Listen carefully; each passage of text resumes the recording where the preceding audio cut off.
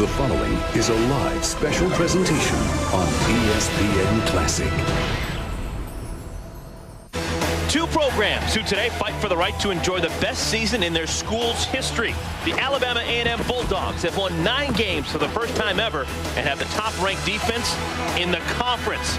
Today they have the task of shutting down the SWAC Offensive Player of the Year, Grambling State quarterback Bruce Eugene, who heads the most prolific scoring offense in all Division I AA. Hold on to your hats, everybody. The SWAC title is up for grabs. It's next.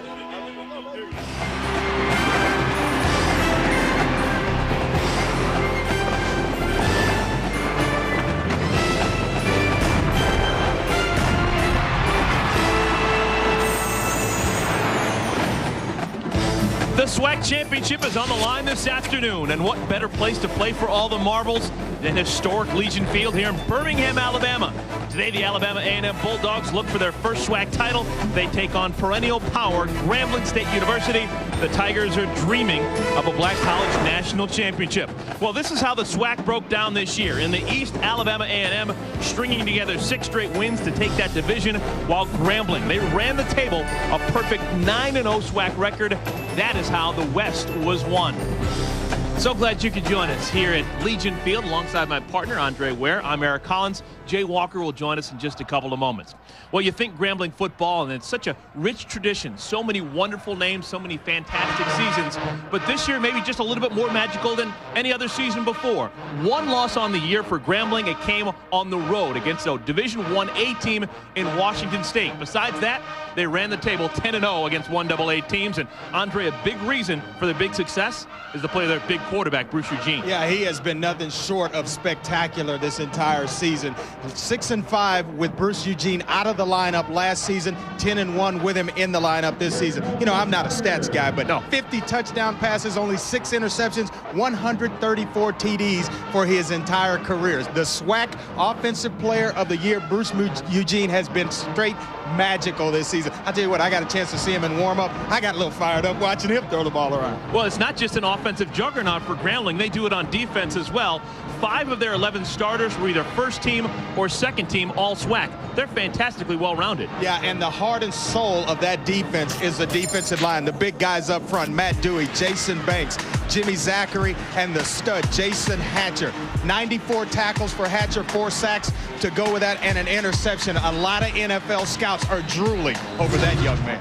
For Alabama A&M, they have a defense that will match Grambling's defense, punch for punch and tackle for tackle on the year. 9 wins for the first time ever in school history. A huge reason why they're Bulldogs, but they play like attack dogs. Yeah, they are statistically the best in the entire SWAC in every category. Johnny Baldwin is their stud on defense. I mean, he has been spectacular this year. A lot of people argue that he should have been the Defensive Player of the Year in SWAC. Only one thing today, you get those linebackers matched up against Grambling's fast receivers out in space. Is like watching Kyle slide around on ice. They're out of their element, you know what I'm saying? But they will step up today.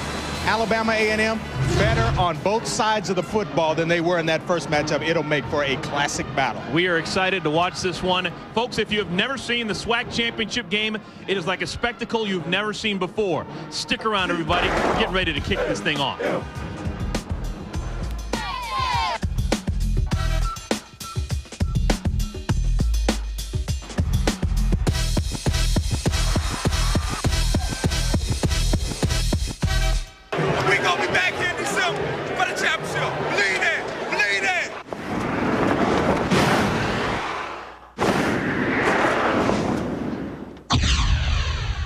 There's excitement in the building.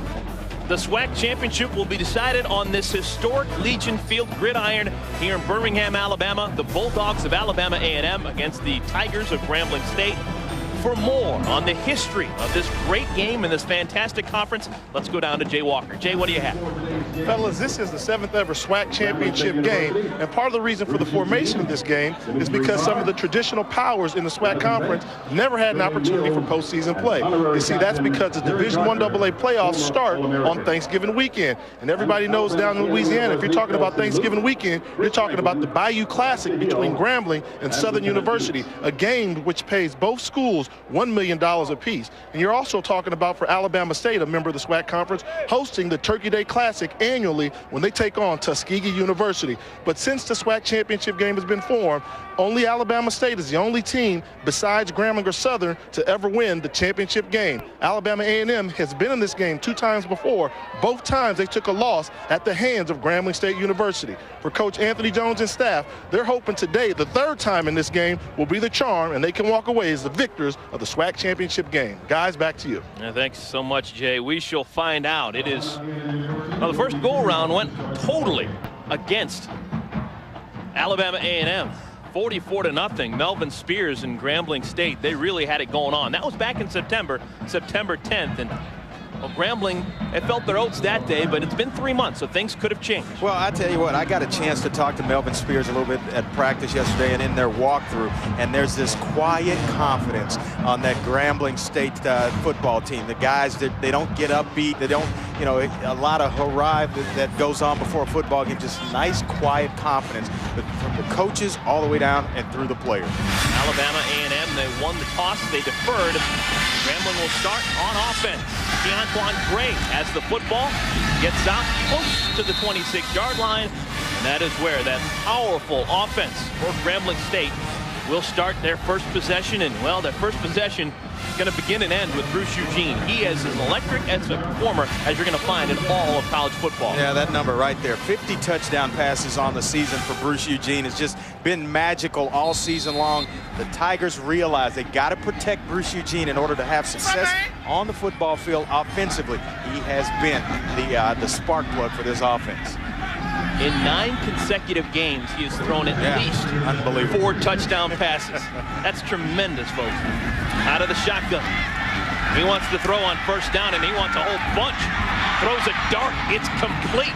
Henry Tolbert with the catch out close to midfield, a pickup of 23 yards. Offensively, this is the way that Grambling State lines up. Ab Quan, he's the lone back in the backfield on most times for Grambling. Rogers is the fullback, and we're going to see probably 8 or 9 different receivers throughout the course of the game. Up front, they're very solid at tackles with Banks and Derek Governor on both sides. Quickly a handoff. Ab Quan has it. He's wrestled out of bounds after a gain of a pretty good gain. Call it 4. Defensively, Alabama A&M, they're electric, the best in the SWAC. There's their front 4. We talked about Johnny Baldwin. He is the keynote player on the defense at that linebacker spot. And in the secondary, all of those guys run very well. Corey Harden is the fastest player in the team. Stephon Tucker at the other corner, no slouch himself. Second down at 5, we're going to give a call. Back to the ground, they stay. Once again, Ab Quan with the carry, pickup of 2. It's going to bring up a 3rd down and short. Yeah, when we talked to Coach Anthony Jones from Alabama A&M, he said he wanted to make Grambling go the length of the field. Don't shorten it up. Make them have long, long drives. I'll tell you what, the first play of the game, the first one Bruce Eugene hit Henry Tolbert, they went zone coverage. I don't think you can sit back and play zone against a guy like Bruce Eugene. You got to come after him a little bit, be a little more aggressive on defense. If you sit back there, he's such an accurate passer, he's so poised and has outstanding football knowledge. He will pick you apart. Confusion, trying to hand it off. Ab Quan muffed it. Alabama A&M says they have it. And they do. The Bulldogs catch the first break of the day. They get a turnover, and they'll have the football at midfield. It looked like just a fumbled exchange between quarterback and running back. So this is a little underneath handoff. Frees it right there. Not shoring the football up and puts the thing on the ground. Tell you what, it looked like Ablona was gonna have an opportunity to was gonna have an opportunity to get the football back. And Alabama State right there to kind of squeeze it out. They're set to go on offense. Johnny Baldwin jumps on the football, and the first turnover of the game goes the way of Alabama A&M. That's the breaks that they're going to need if they want to stay in this game. It's such a powerful Grambling State offense. First pass of the game for the Bulldogs is a dangerous one. Kelsey Luke trying to swing it out on the perimeter, almost had it picked off.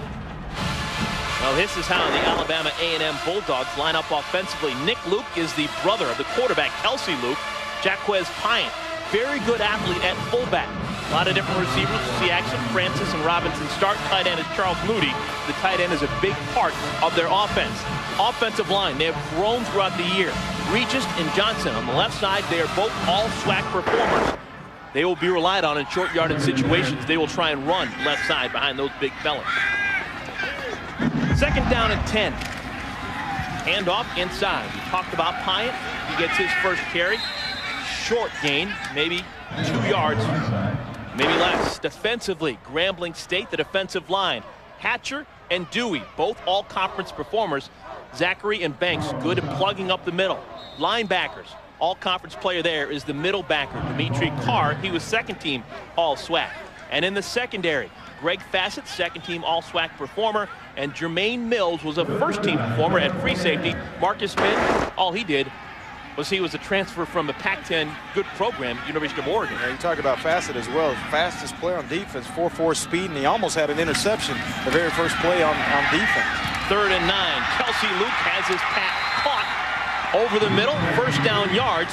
The completion is going to bring the football all the way out close to the 40-yard line. Emmanuel Edwards with that catch, a pickup of 12. Well, they didn't have Emmanuel Edwards a couple of weeks ago, but I'll tell you what, he brings a lot to this Alabama A&M offense. You watch him right here, just an in route and freeze it right there. Watch him look with his body right there in front of the defender, Greg Fassett, using his body, shielding the defender off and coming up with a catch. I tell you, it was fabulous coverage on the part of Greg Fassett, but it was a better play by Emmanuel Edwards. Again to the sky. Pass is complete. Anthony Mitchell tries to spin out of a tackle. He is down at the 30-yard line. Good pickup on 1st down. Give him 9 yards. Eric, the chess match has started already for Alabama A&M. You know, they are known for running the football, pounding it in there, and Grambling State actually thinking, well, they're going to come out, run the football, try to run some clock. They know they can't get in a scoring match with us. First play of the ball game, a pass, big completion on 3rd down. For a 1st down, and then there on 1st down, another pass. Big chess match already in this football game. First goal round against Grambling, nothing was working offensively for the Bulldogs. 2nd down and 1, your favorite play in the playbook. Run a quarterback. I'll take a shot here, though. This field position with just short yardage, this is a situation where you like to take a shot. Well, they're going to... 2nd and 1. Yeah, a little false start here is going to bring you back.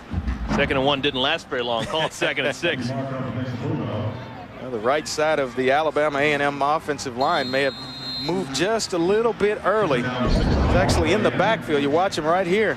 Just a little flinch. He's going to get the officials' attention. Nick Luke, the tailback. Boy, he's back there watching everything. He shouldn't be jumping, especially you're moving the football 2nd and 1. Run anything you want to in the playbook. Again to the skies. Kelsey Luke completes it. Again, Anthony Mitchell. 2 consecutive catches. Luke to Mitchell. Pickup of 7 and another 1st down. And they really like him. Stan Connor, the offensive coordinator, loves Anthony Mitchell. He's just a freshman, but I tell you, they said he's got great upside. Good size, 6'1", 196 pounds, can run out of Oxford, Mississippi. We were there a couple of weeks ago. Oh, yeah. Oxford High School. You can find some good catfish there. I tell you what, a great catfish down in Oxford, Mississippi. Alabama A&M, they have never won the SWAC championship. Just joined this conference back in 1999. Luke on the roll. He's got fantastic feet. Uses the arm. Complete to Timothy Robinson. Close to the 10-yard line. Another big gainer for the Bulldogs. A pickup of 18.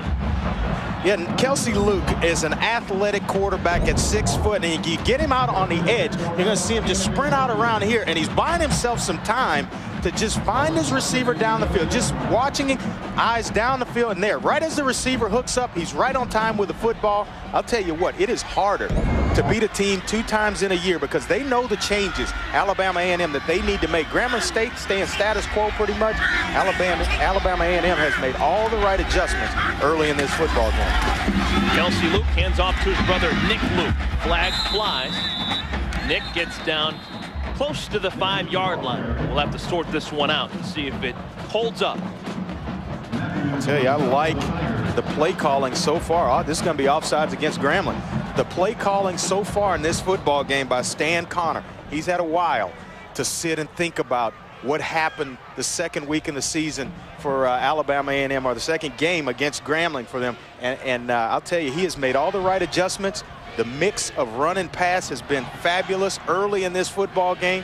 Boy, stay tuned. This is going to be a good game here. 7, offside, still first down. Please reset the clock to 10:03. Please reset the game clock to 10:03. Well, big reason for the success on this drive is number 9, Kelsey Luke. 4 for 5 passing for 45 yards. Nice controlled passes, and they have moved methodically down the field. Yeah, he was transferred out of Auburn. He was behind Jason Campbell for a while, and he left there because, you know, playing time basically. Thought about going to Tennessee State and talked with the coaches here at Alabama A&M, and it was a match made in heaven. He is their guy. You know, when I talked to Anthony Jones, the head coach, he said, well, the first time we played Grambling, we were going through a lot. The offensive line wasn't solidified. We didn't have a quarterback that we could really hang our hats on right away. And all of a sudden, after the maturity started to take place of this football team, Kelsey Luke started to play better and asserted himself. He is now the leader of this Alabama A&M football team. First down at 5. They pitch it out. Tamar Scott, his first carry of the game, brought down rudely, but he gets ever closer to the goal line. Joshua Bester hit him, but it's going to bring up second down and about 2. Yeah, the outside linebacker, Bester, he's first year as a full-time starter, but what way to get to the football on behalf of Bester. Right here, you see him closing from inside out, stop it right there, and then he's just going to come through it. I mean, bringing the pad level, getting underneath the running back. Well, I tell you, just stopping him in his tracks. Nick Luke back in the game as the deep back. They hand it off to him. Tries to go between the tackles. Flags down on the field. He inches his way down to the 1. Well, you wonder if it's offsides again. But just mixing up a lot of things. Throwing on first down, running outside, back inside with Nick Luke. I'll tell you, fabulous job of calling plays and keeping Grambling State off balance. That big defensive line. They don't know where it's coming from right now. The most frustrating thing on defense for guys, not knowing where the football is going. Maybe a decision here whether or not to take the penalty.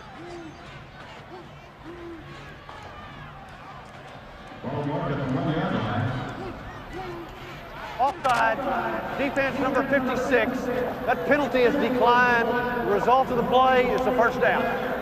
David Hicks, the left end, he comes in and gives Jason Hatcher the all-everything left defensive end for Grambling State a blow. But well, I'll tell you, Alabama A&M working at point-blank range. First and goal. Luke has it. Touchdown, Bulldogs.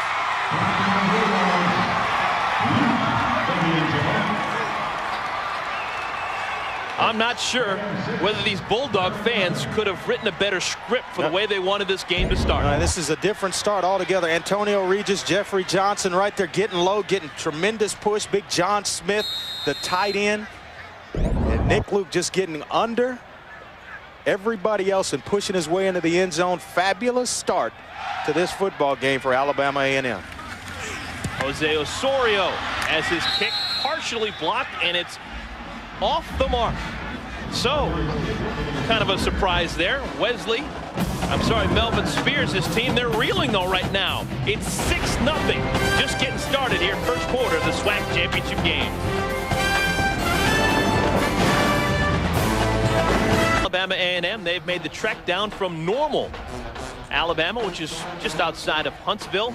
They've come about 80 miles and they've enjoyed their trip to Legion Field thus far against Grambling State. They score in their first possession. They missed the extra point, but they're still up 6-0. And look at this, the first time these two teams played, 18 plays, 7 yards in the first quarter. Already today, a 52-yard touchdown drive. Well, they were totally dominated in the first matchup early in the season, but I'll tell you, when you talk to Anthony Jones, the head coach of Alabama A&M, he said, hey, we were young.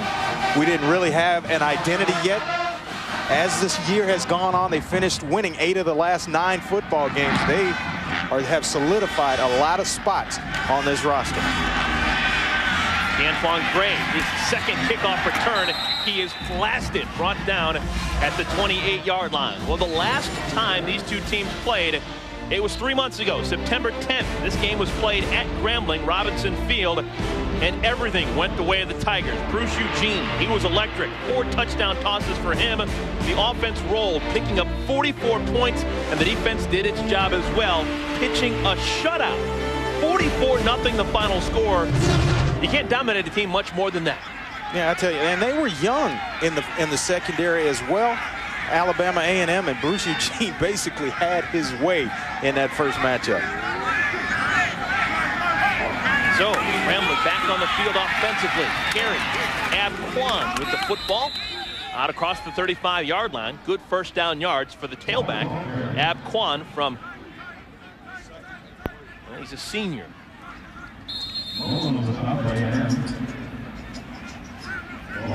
And once again, the offense moving quickly for Grambling.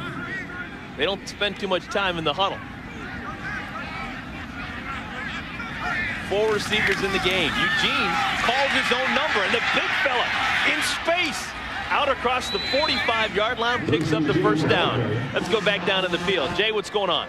Fellas, during that first drive for Grambling State, I don't know if you guys could see it up there from your angle, but down on the field as a former quarterback, I knew that the snap coming from center was coming in there about 100 miles an hour. And one of the last things you want to do is catch a hard ball with a lot of velocity on a day like today where it's very chilly and cold out here on the field. I think they made some adjustments, and it looks like the center snaps are a lot softer, giving the quarterback an opportunity to control the football better. I don't know about Jay, but I like it coming in nice and soft, especially in weather conditions like this, both of us being former quarterbacks. Kwan with the football. Once again, solid run off tackle for Ab Kwan. Pickup of 8 on first down before Johnny Baldwin can drag him to the ground. Boy, Ab Kwan, I tell you, he has good vision. When you talk to the coaches, he's more of a downhill runner, so they like to get him started back in that shotgun and just let him run downhill, kind of like an I formation tailback from that position. But they do a fabulous job running the football with him out of that shotgun formation. Kwan, 22 yards on 4 carries so far today. This is carry number 5, and he's going to pick up a first down as he gets closer to the 40-yard line. I'll tell you, he shows the ability to not only run inside in between the tackles, but to get outside and make some guys miss. They talked about his vision. Right here, you see him with following tight end Tim Abney, and then right there, stick that foot in the ground and get outside, carrying about 2 or 3 guys along the way. Grambling State on the move. Fresh set of downs, 1st and 10. Eugene, again, looking for the big play. Wants a bunch.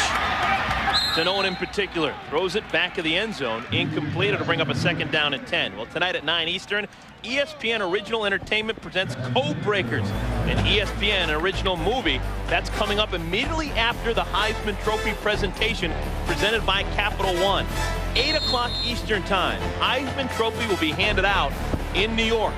Reggie Bush, Matt Leinart, Vince Young. I tell you, in a good trio there in New York tonight. Tuned in, waiting to see. Get up to New York on tomorrow night, there for the dinner, and get to shake hands with a new fraternity brother.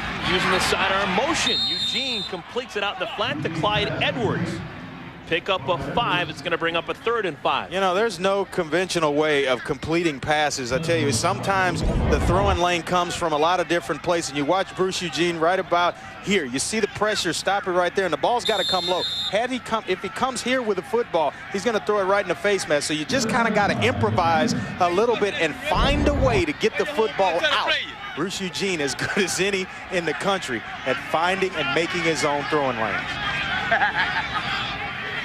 Need to get to the 30-yard line for the first down. Trying to throw it out quickly, and the pass is incomplete. Looked like it stunned Clyde Edwards. He had it and then dropped it. It's going to bring up a 4th down.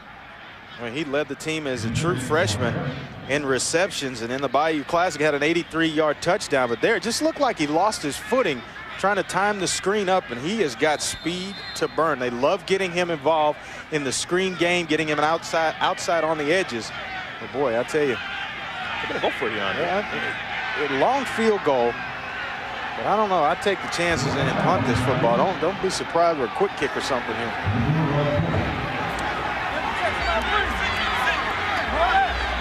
need to get to the 30-yard line. 5 receivers in the game. Eugene has a man open, and it's complete. Clyde Edwards with the football and the first down. Pickup of 18 yards on 4th down. Boy, and that just that breaks your back, because he had tremendous pressure. Lieutenant Dukes was coming in from the edge on the right defensive end, and you'll see him show up right there, as well as Kevin Lockhart. And they get to Bruce Eugene, but he'll hold the football, sit in that pocket and read coverage out, allowing his receivers to work into an open area. In a down distance like that, you got to come after him, because if you allow him to sit back there, he will pick you apart. Once again, empty backfield. Eugene taking the shotgun snap by himself. He has 5 receivers at his disposal. Looks left, throws middle of the field too high, looking for George Piggott. And the pass sails out of the back of the end zone. Flag is down on the field, and it's going to be roughing the passer against Alabama A&M. Well, it looks like they go just a little bit low on the legs of Bruce Eugene after the play. You see him here reading out coverage, 3-deep zone, and he's going to find it right in the weakness of the zone, who's right up the field, and that's way too late. I mean, that is way too late. Half the distance to the goal, automatic first down. Yeah, Christopher Traylor, he leads the team in sacks, 8.5, but that's the weakness of the field, right up the seam there. Bruce Eugene, as good as there is at the college level at reading coverages and sorting through things, finding the weaknesses in coverage. So the penalty will spot the ball on the 11-yard line with that offense that Bruce Eugene leads. They don't need too many favors. Anytime you inch them close to the goal line, they'll take it. Eugene trying to wiggle out of trouble, can't do it. He is brought down close to the line of scrimmage. Maybe a loss on the play. Johnny Baldwin was Johnny on the spot to bring him down. Well, I tell you, when you talk to Melvin Spears, he talks about Bruce Eugene, and you have a one-on-one matchup with a defensive back playing inside. Would like to have gone there, but great pressure, forcing Eugene to pull the football down. Boy, I'll tell you, Alabama A&M, they're bending right now, but they hadn't broken yet. Looks like they're going to come after him a little bit. Here, you got guys coming off the edges. Eugene with time. Man wide open. Touchdown. Grambling. Henry Tolbert with a touchdown. Boy, it's like pick your poison. You sit back in zone. You hope to make, fool him a little bit and make him throw into coverage. Then when you come off the edges, if you're not close enough and a guy gets open, all it takes is a split second, and Bruce Eugene makes you pay. They go blitz coming off the edges with the outside linebackers, and Bruce Eugene gets just enough time to get the football out. And boy, he hits his favorite target, Henry Tolbert. Tolbert, that's now 16 touchdowns on the year. That leads the team. Tim Manuel attempts the extra point, and Manuel misses the extra point. What are the odds? Both teams marched down the field, scored touchdowns, but then both promptly missed the extra point. So we're tied at 6 apiece. Bruce Eugene, 4 for 5, 30 yards and a touchdown on that drive. We're all tied up at 6. Doing what he does best. He throws touchdown pass number 51 on the year, and that ties this game at 6 apiece. SWAC Championship being played here at Legion Field. A little over 4 minutes remaining here in the first quarter. 11 plays, 71 yards.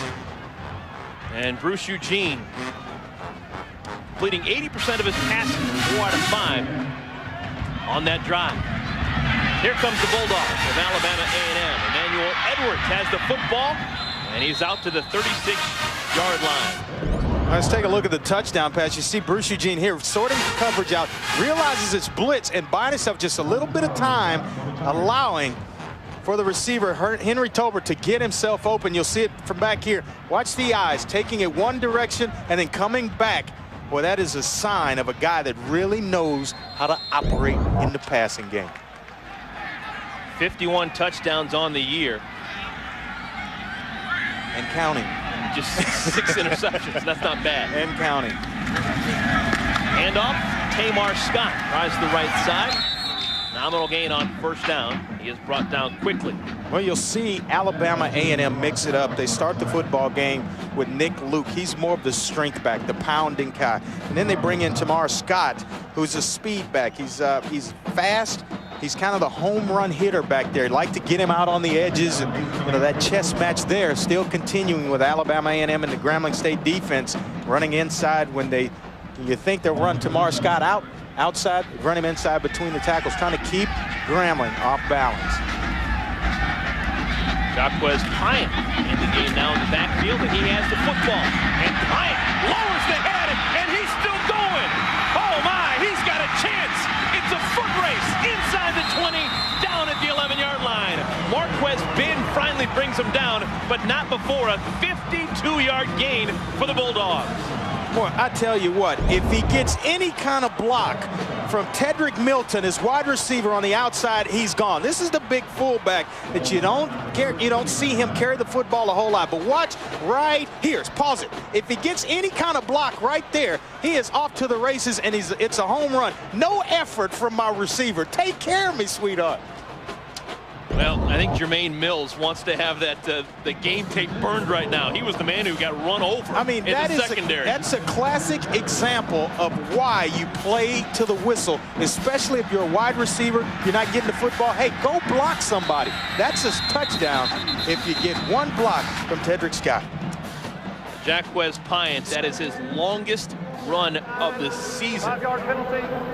Still first down. What was a 52-yard gain? Tedrick Comes down Milton. to a 47-yard gain because the penalty is going to mock. Yeah, but watch the power of the big fella here. Jackie's playing right here in the middle and just going to lower his head right there.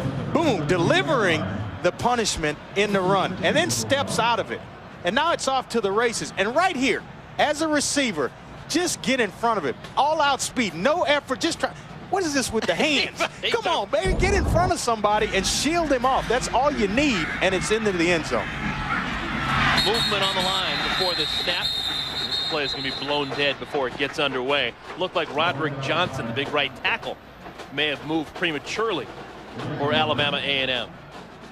Boy, Alabama A&M has come out in this football game with a different purpose. I mean, they were thoroughly whipped and embarrassed in the first matchup against Grambling, and they made it known all week long that, hey, this is a different football team. Just watch us when we show up on Saturday at 1 o'clock.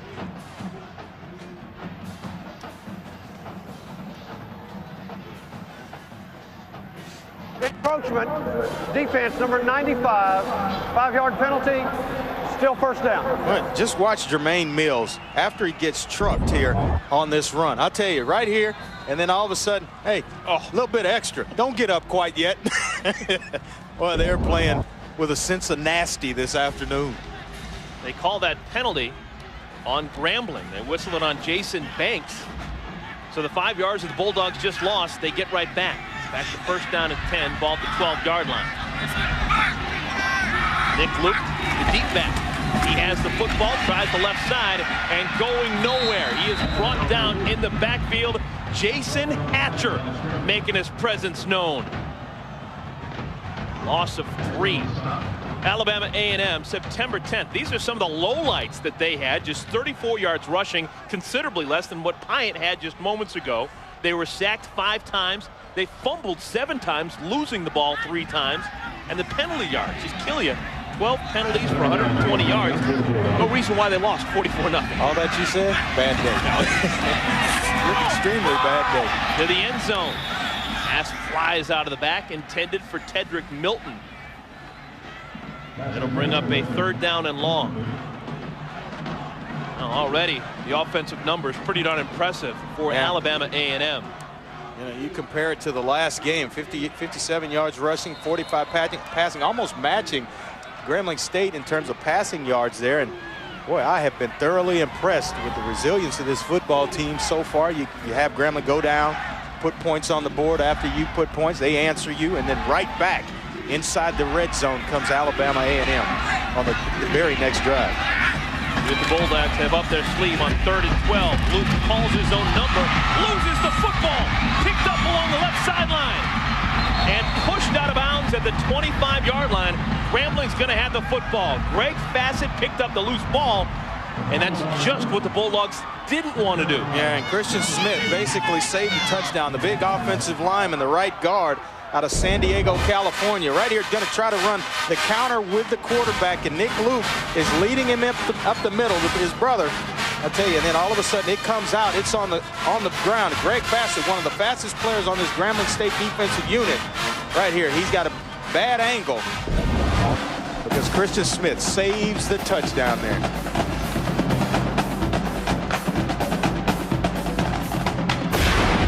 Back for Grambling State. Picked up a fumble, rumbled 19 yards with it to give the Bulldogs, put the Bulldogs back on defense and give Grambling the ball back for the third time here in the first quarter. They'll start this drive at the 24-yard line. Eugene out of the shotgun. Left side, another bullet. That one is caught. Moses Harris with the reception. Let's go down on the field and Jay Walker. Jay, what's going on? And one of the guys that Coach Spears and staff think has to play well today is Henry Tolbert, wide receiver for Grambling State. One, because he's playing in front of his hometown folks here at Birmingham, Alabama. He was a star wide running back at Parker High School just down the road from Legion Field. And also the fact that he feels like he was snubbed. He's the leading receiver in the SWAC conference, yet he was only named second team all conference. So he's definitely playing with a chip on his shoulder. And they said we expect big things from Henry Tolbert here today. And he's getting off to a great start, catching Bruce Eugene's first touchdown pass of the day. Back to you. You know, Jay, I don't know how you can overlook a guy like Henry Tolbert. You see right here, we'll look at the replay here. Bruce Eugene, smart with the football. No one's open, and he wanted a flag for a late hit here, but throwing it out of bounds. But going back to Henry Tolbert, how can you have over 1,200 yards receiving, lead the conference in touchdown receptions with 15, now 16, average 19.2 yards of reception, and not be named first team all SWAC? I'm stunned. I am stunned. I don't know how you can even come up with that. Third down and 4. Pocket breaking down, and Eugene goes down. Defensive pressure applied and then enforced.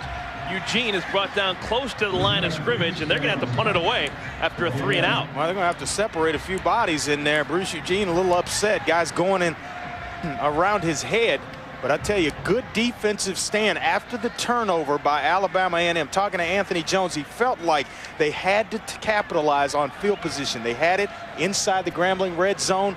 Gonna come away with some points there, you thought. Then the big turnover. So they were winning or ahead in terms of field position. And then he also talked about minimizing turnovers in this football game. They had one. Now all of a sudden they give one back. So it's even in terms of turnovers, but they must capitalize whenever they have an opportunity to score on Grambling. This will most likely be the final play of the quarter. And it's going to be a fake punt. Abquan has the football, and Abquan the first down. A big gainer left side. The Grambling State Tigers. A little bit of treachery. They used the fake punt to keep possession of the football. It's been a fantastic first quarter. The second quarter is just around the corner, everybody. Quarter of play here at the SWAC Championship. High game. Grambling still with the football because of this nicely executed fake punt. Yeah, and you watch the block right here. Freeze it right there of Jermaine Mills, securing the corner and allowing for Abquan to get to the outside and pick up the first down. I'll tell you, when I talked to Melvin Spears, he said, hey, we are coming here to win this football game. We're going to take out all the stops. Whatever we have to do to win this football game, we're going to do it. Tigers 2 for 2 on 4th down in the first quarter.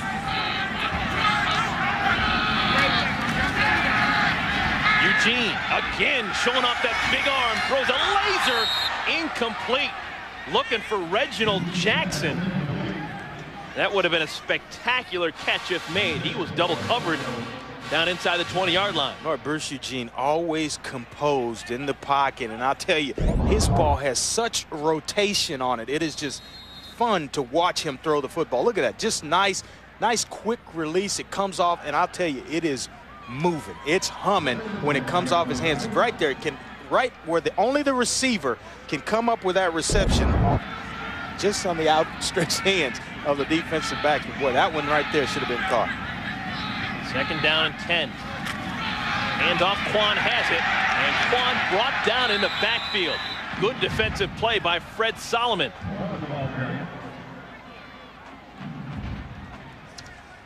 Jimmy Richardson also in on that tackle. Yeah, Jimmy Richardson right there in the hole one-on-one with Ab Kwan. And I tell you, sometimes you tend to miss. But Jimmy Richardson right there securing the tackle, wrapping up, waiting on his buddies to show up and lend a helping hand. He didn't need one right there. 3rd down and 12, trying to keep this drive alive. Gene tries the right side. Throws so well on the move. Complete. Big gainer.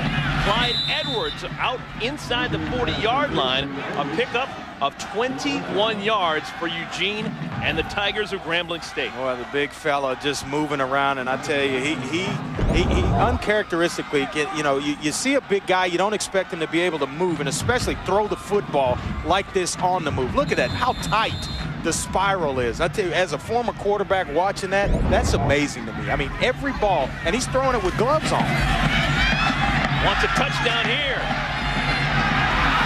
Ball batted away at the last moment. George Piggott was the man who had it and then dropped it. Jay, what's going on down on the field?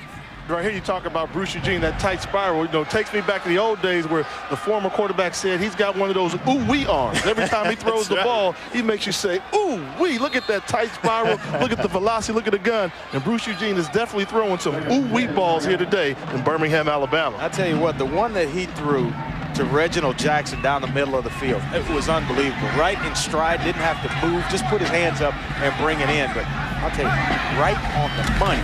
Pretty much every time he throws it. Designed run for Eugene. He's cut down. That's going to bring up a 3rd down for the Grambling State Tigers. When they talk about Bruce Eugene, they say what an easy ball he throws in terms of catching it. What do they mean by that? Well, it's tight all the time, so you know you can get your hands on it and just pull it in. When you see a ball, sometimes if it's got a little flutter, it's hard to judge. You don't know if it's going to flutter high or if it's going to flutter and drop.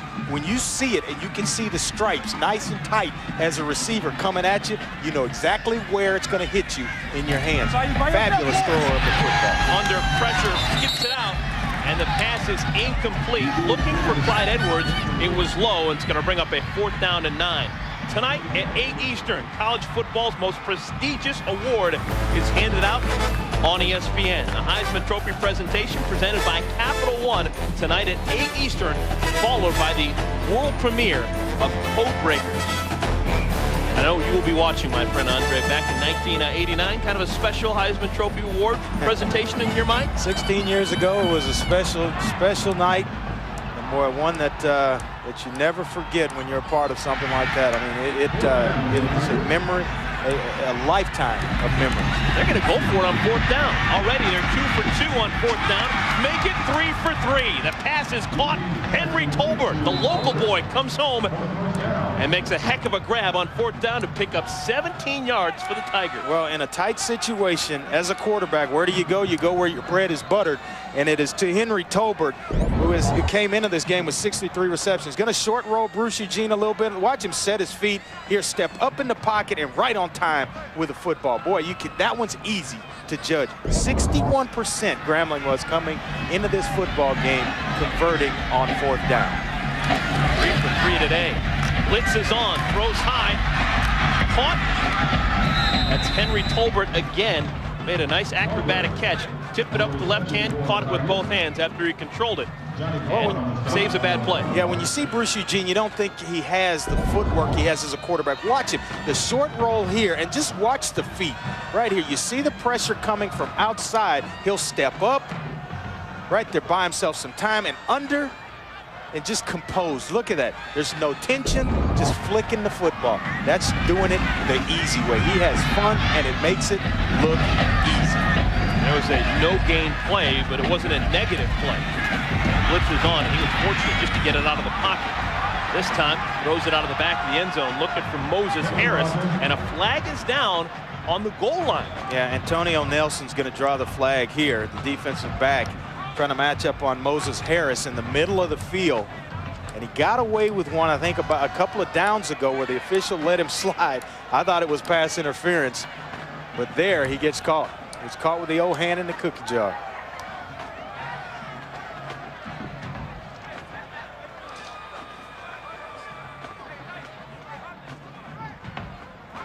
They're still talking about this. It's pass interference, just trying to figure out how to mark it. In the end zone.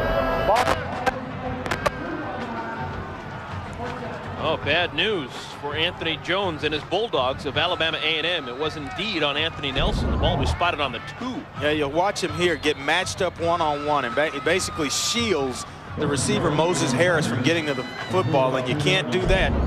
You know, if he just kind of keeps away or stays away from the body contact, I don't think he draws the flag. But when they bumped right there at the goal line, the official's going to throw that flag every time. On the 2-yard line, let's see if they decide to run it. They do. Have Quan with the football, and Quan is stoned. He didn't get in. Yeah, a little different look offensively for Grambling. They go from having you spread out all over the field to go to more of a power set with 2 tight ends here on the edges, 2 backs to kind of, no lead back, but just to kind of secure the corner and allow Ab Quan some flexibility and, you know, from tackle to tackle. Good job by Alabama A&M. Alabama A&M, folks, that's not just SWAC rank. That's an all of 1AA. The last 5 years, they have been a dominant defensive team. They'll need to stiffen up their back right here. The 14th play of this drive. And Quan with the football. I don't think he got there. And again, he is stopped. Well, I tell you, guys unraveling from the pile.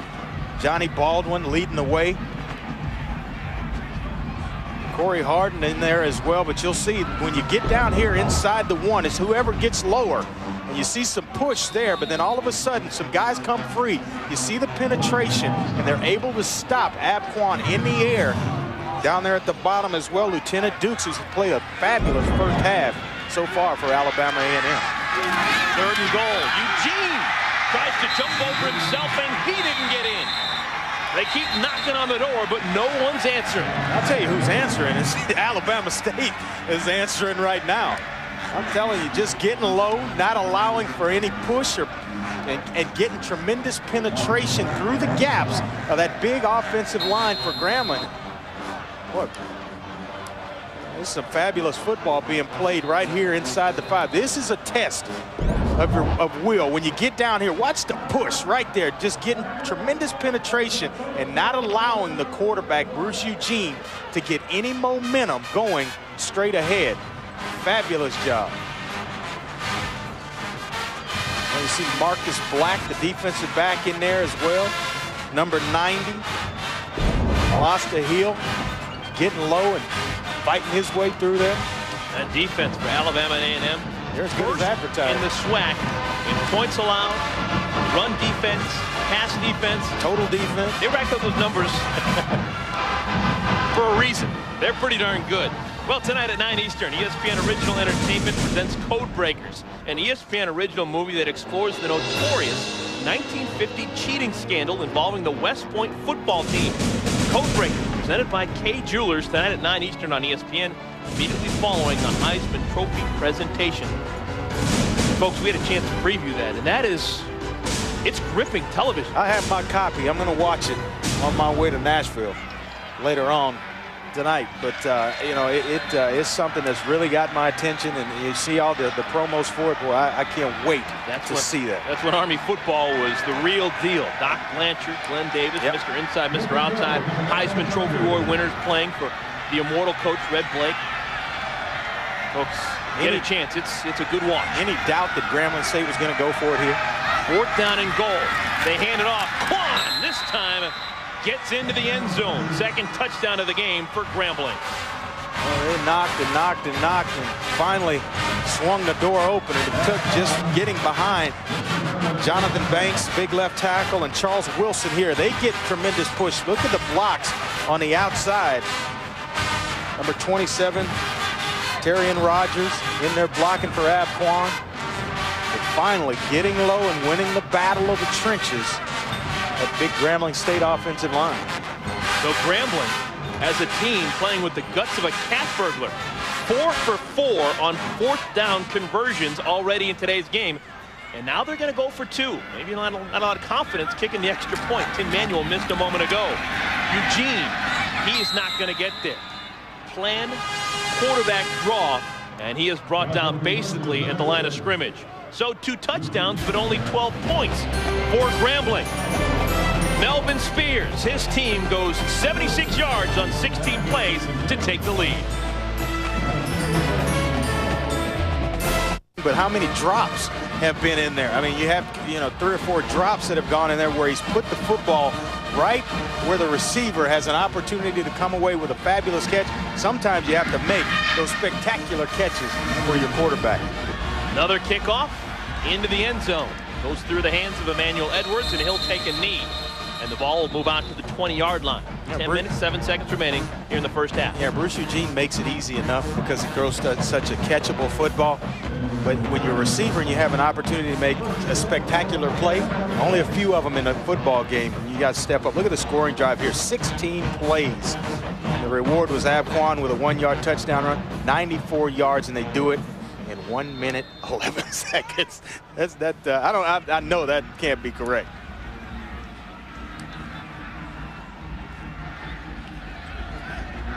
So Alabama A&M back on offense. Kelsey Luke with the ball, rolls out right side, throws on the run, tries to sneak it over to Fender, looking for Timothy Robinson, but his pass goes incomplete. But a flag flies. Kelsey Luke may have been hit late.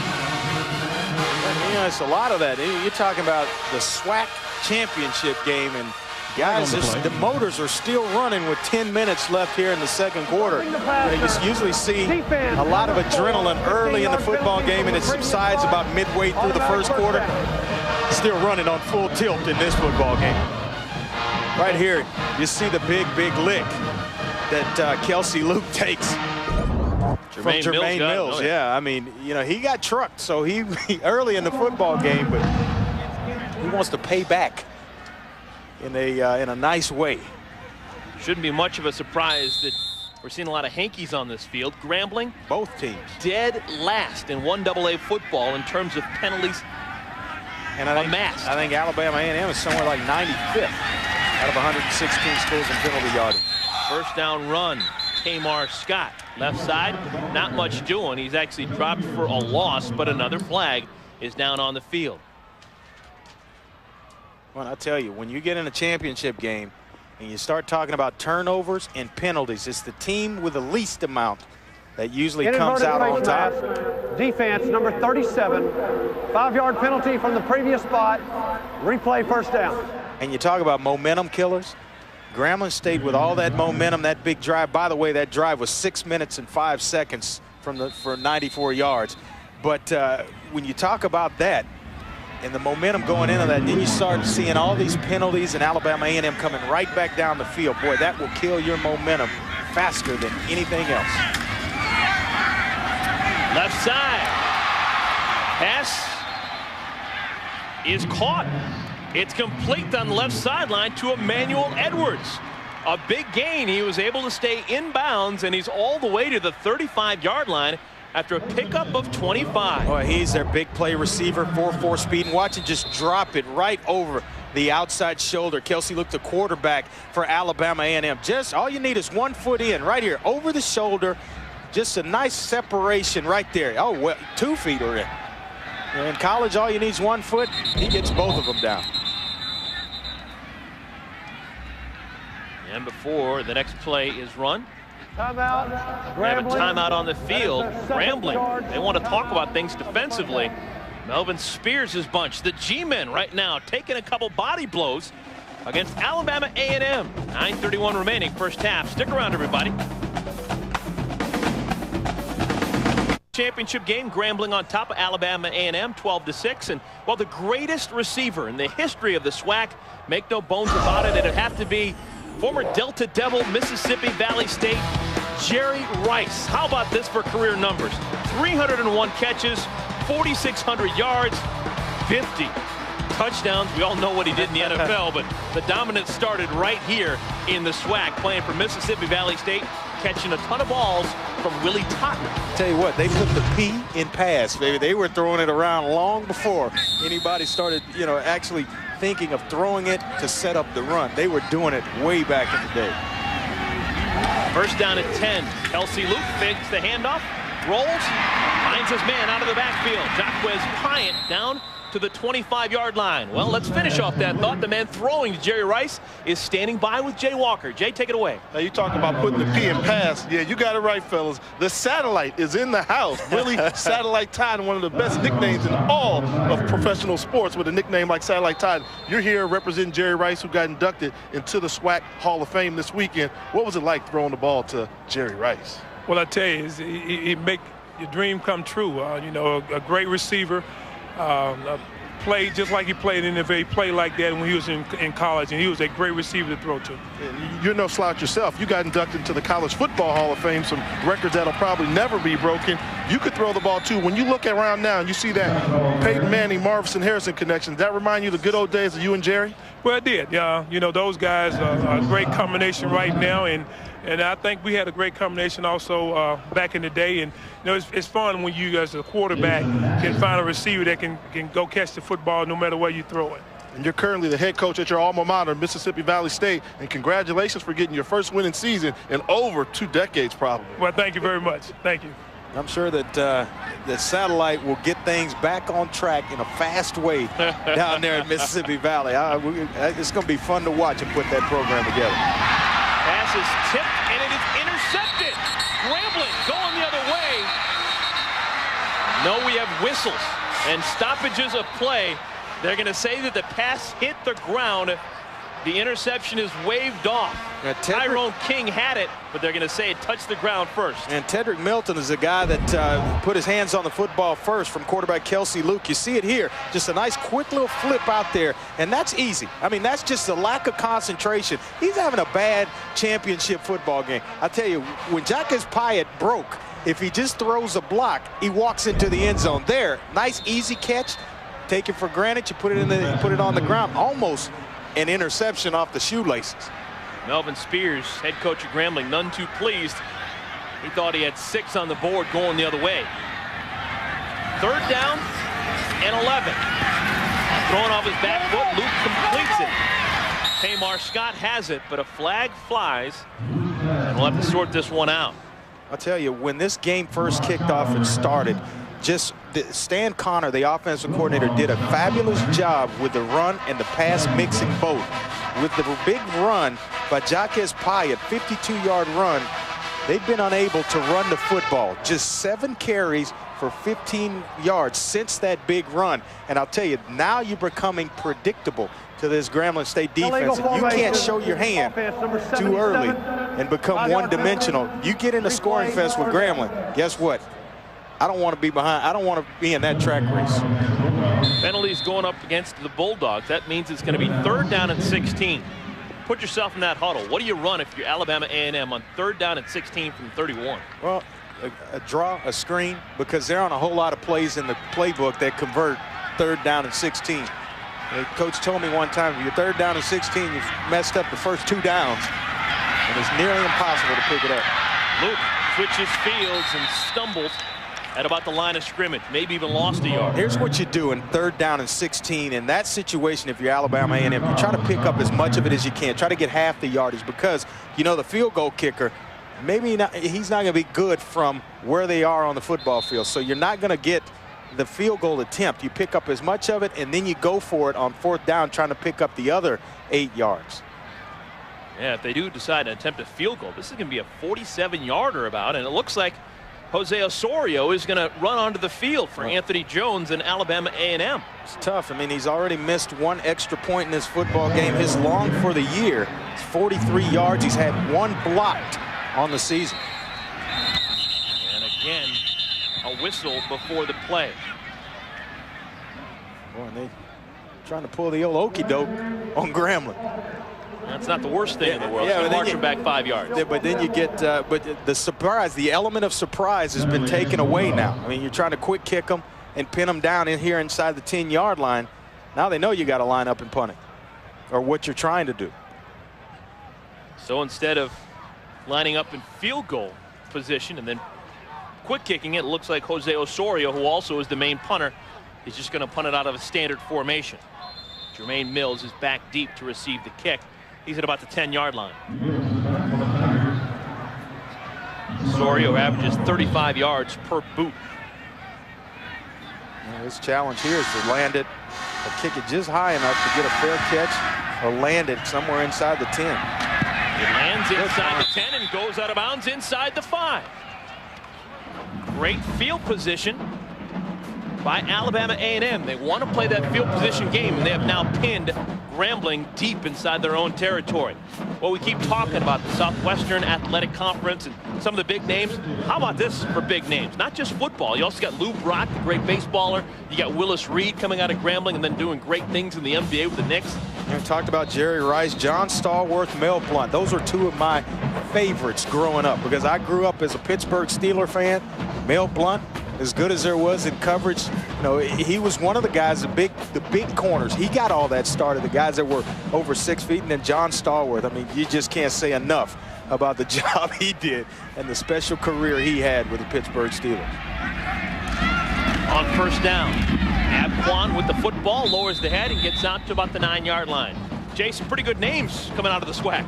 Yeah, I mean, you talk about John Stallworth. As a follow-up to that, the only number at Alabama A&M that's ever been retired is number 22, representing John Stallworth. But you also got guys that played the NFL in our generation, Andre, Jake Reed, Poncho Glover. You got Paul Tank Younger, who's one of the greatest of all time, Gary Big Hands Johnson, Albert Lewis, James Shaq Harris, who's now the general manager for the Jacksonville Jaguars, and these are just folks from Grambling State University. Then you start tossing Harold Carmichael in there from Southern University and Willis Reed. And if you want to talk about A&M again, you also got Big Ruben Studdard, the American Idol, who went to Alabama A&M. So the SWAC is doing everything, don't you think? I'll tell you what, doing it all, baby, doing it all. Keontae Gray tries the right side, and he's going to pick up enough yards to pick up the first down for the Tigers of Grambling. What big hit by Marcus Black. I think that's his 7th tackle on the afternoon. The free safety getting a lot of action. Came into this game with 50 tackles and 3 interceptions. Well, he's getting a workout this afternoon. Arian Rogers now in the game. Single set back behind Bruce Eugene. And fake it to him. Little trick play coming around inside, using some speed. Landry Carter, his first carry of the game. They like him for quick bursts. Boy, a little misdirection, and I tell you, a well-designed football play on the part of Grambling State Sammy White, the offensive coordinator. You're going to see the misdirection right here, and then the underneath handoff coming back. Look at this, and look at that running lane outside as he hands the football off underneath. Fabulous design play. That's a well-designed football play. Getting everybody flowing one direction and then coming back the other. Inside, Arian Rogers has the football, and he picks up 2 yards on first down. Jay, what's going on? I know the Grambling fans watching this game at home must be pleased with everything they're seeing, because when you see Grambling come out in that wing tee, that's the same formation that Eddie Robinson made famous for 408 career victories. So they're mixing it up with the pass, and they're also paying tribute to the past with Eddie Robinson coming out in this wing tee when they had guys like Tremaine Johnson and Jake Reed. And you got to think Charlie Joyner played one of these in positions, and he was a wing back in the wing tee. So they're doing it all, and they're clicking on all cylinders right now, fellas. Well, their offensive coordinator was one of those wings as well. Sammy White was one of the greats playing for Eddie Robinson. Now he's calling the plays. So it's very easy to tip the cap to Eddie Robinson, because Sammy White, basically a continuation of Eddie Robinson, as Henry Tolbert makes that catch. Well, you saw him come out in the formation 4 wides, 5 wides at a time at some point in this first half, and then here they've just gone back to some old home cooking. You see the wing tee. That's why right there you nickname it the wing tee. You get some motion in here, and it is a misdirection offense. Believe it or not, Eric, it's what I ran in high school. The old wing tee under Dub Ferris, my high school football coach. Do you have a face mask on your helmet? Hey, I'm not that old, big fella. Eugene flips it out, left side, pass is complete. Landry Carter, their explosive speed player out on the edge, gets out to the 39-yard line. And they have an injury down there. And that's what you got to have when you run the wing tee. You mentioned it, speed, quickness, because of all the misdirection. When you get a team flowing one way, you got to have the speed and quickness to hit them when they're off balance, coming back the other way. And Grambling State, I'll tell you, they do it as good as anybody offensively. Sammy White played in the Super Bowl with the Minnesota Vikings back in the Bud Grant era. Fran Tarkenton. Ahmad Rashad. Oh, sure. On the other side. Chuck Foreman. It's good offensive players. After a pickup of a couple, 2nd down and 8 Gene under pressure. Moves up in the pocket. Flips it out. Flag is down. Henry Tolbert has the football. Scampers inside the 40 down to the 38-yard line. That'll be a pickup of 24 if it holds up. No, I think it's coming back. It's going to be holding on the left tackle, Jonathan Banks, for Grambling State. But boy, Bruce Eugene, if you think, you know, a lot of people, the scouts maybe knock him because of his weight, he can move. I mean, he has got good football speed at the weight he is right now. And I don't know. Offense, number 77, 10-yard penalty from the previous spot.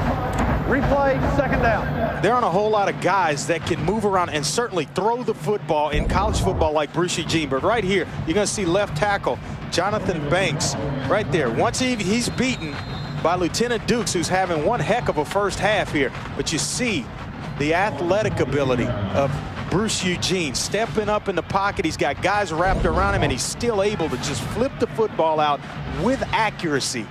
Always looking down the field. Eyes always down the field, trying to find his receiver. That's now 5 penalties for Grambling for 40 yards. And another flag flies before this play even got started. The whistle blows it dead.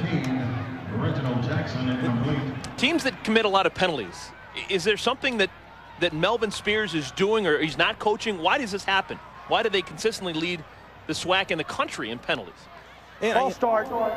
Offense, number 71. 5-yard penalty from the previous spot. Still second down. Well, first of all, some penalties as a football coach you can live with because they're effort penalties. The holding, sometimes you can't help that. You're trying to save your quarterback. But it's the offsides penalties and the personal foul penalties that kind of, you know, make you scratch your head. The false starts, those are the ones that drive coaches crazy. You know, there's going to be penalties in a football game. There will never be a game played when a team, or I won't say ever because there has been, but where there aren't any penalties, but certainly you have to limit them. Oh, that's too easy. Little pitch and catch out to his tight end, Tim Abney, with a big gainer right up the gut. They pick up 18 yards. It's going to bring up a third down and manageable now. Boy, Bruce Eugene recognizing coverage and knows the weaknesses, knows the matchups from all his receivers, sitting back there scanning the field, and he finds the matchup. Now you see man-to-man across the board back here for Alabama A&M. Eugene tries the left side. He's tripped up. Actually, may have been a tripping call. He's short of the first down, and we'll have to sort this one up. Well, it looks like this one's going to be on Tommy Durrell, the left guard for Alabama, Grambling State. Another penalty, Eric, right here. Well, they had what they wanted. You see the man-to-man across the board, and if you get penetration up the field, it'll create a running lane for Bruce Eugene, the quarterback draw. Offense, number 68, 10-yard penalty from the previous spot. Replay, third down. So the penalty was indeed on Tommy Durrell, much to the chagrin of Melvin Spears. Well, coming up at halftime, we have plenty of stories to cover. It'll be a very interesting halftime. Hope you stick around. We will go behind the band. We will talk to the band of Grambling State. They're such a sensational group. Not only will we have conversations, but we will also listen extensively to one of their performances, and we will also talk about the Bruce Eugene family struggle, devastated by Hurricane Katrina. That is a gripping story. You won't want to miss that. Might be the first halftime I don't go for food. On third down and long, the pass is caught.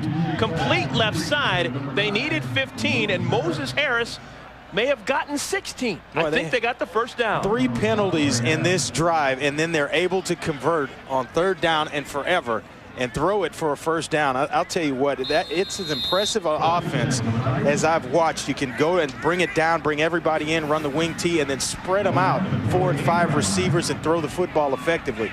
Boy, it is magic. It is something to see. Fresh set of downs. Eugene with plenty of time this time. Pitch and catch complete again. Clyde Edwards brought down rudely, but not before he gets down to the 35-yard line. Another big chunk of yardage for Grambling, a gain of 18. Well, I tell you, we're going to take a look at Bruce Eugene. Sit back in the pocket and throw the football, and look at what little effort he shows when he's just flicking the football down the field. Right there, just seeing things, right, and watch the delivery. Nice and quick, and it's crisp. and it is beautiful to see floating through the air. They talk about that release in the same whispers that they talk about the Joe Namath release. He's now 13 of 18 for 164 yards. Again, it's this man running down the seam. Henry Tolbert has it, fumbles it away, and Alabama A&M has the football. Tolbert had it and then lost it. Bobby McClain recovered the loose football, and Tolbert can't believe it. He thought he was down. Well-thrown football by Bruce Eugene, and it was right after Henry Tolbert cleared coverage. I mean, you see it here, and it's going to come out real quick. Watch this.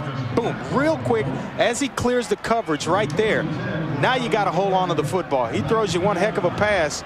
I'm not sure that Henry Tolbert actually possessed the football. It looked like he was still bobbling it as he was going down. We'll take another look at it when we come back, finishing off the first half here in Birmingham.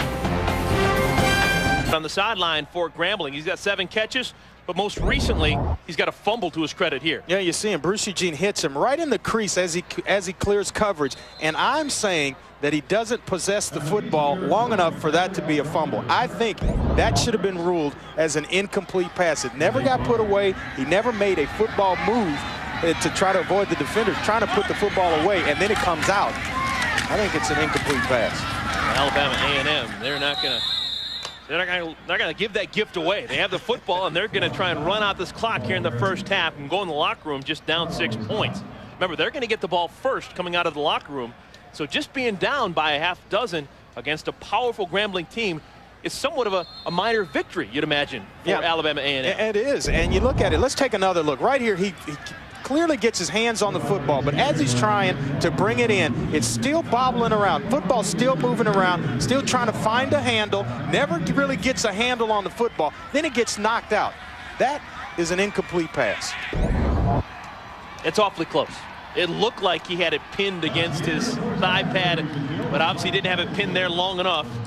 In the view of the officials down on the field. Let's go down to the field. Jay Walker, what's going on? Well, I got the leading coach right now, Melvin Spears. Last time at their place, it was a blowout. This time, first half, 12-6. Good football game. Oh, great football game. I knew it was going to be a dogfight. But the main thing is that right now we'll put it on the ground a couple times, turn it over. But certainly when we get back, we'll make a few adjustments, then we'll come back and get at them. What have they shown you differently than they did the first time you played this team?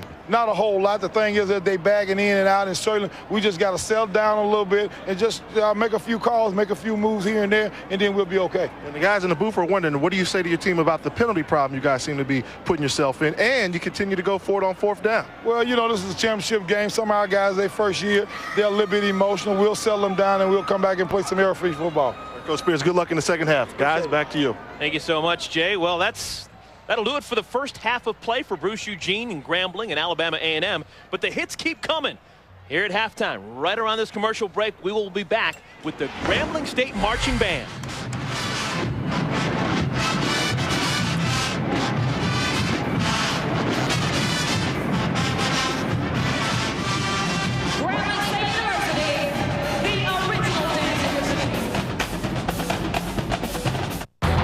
The SWAC Championship. After 30 minutes of play, Grambling State on top of Alabama A&M 12-6. When we talk about Grambling State football, so much history, so much tradition. Well, the same can be said about the marching band of Grambling State.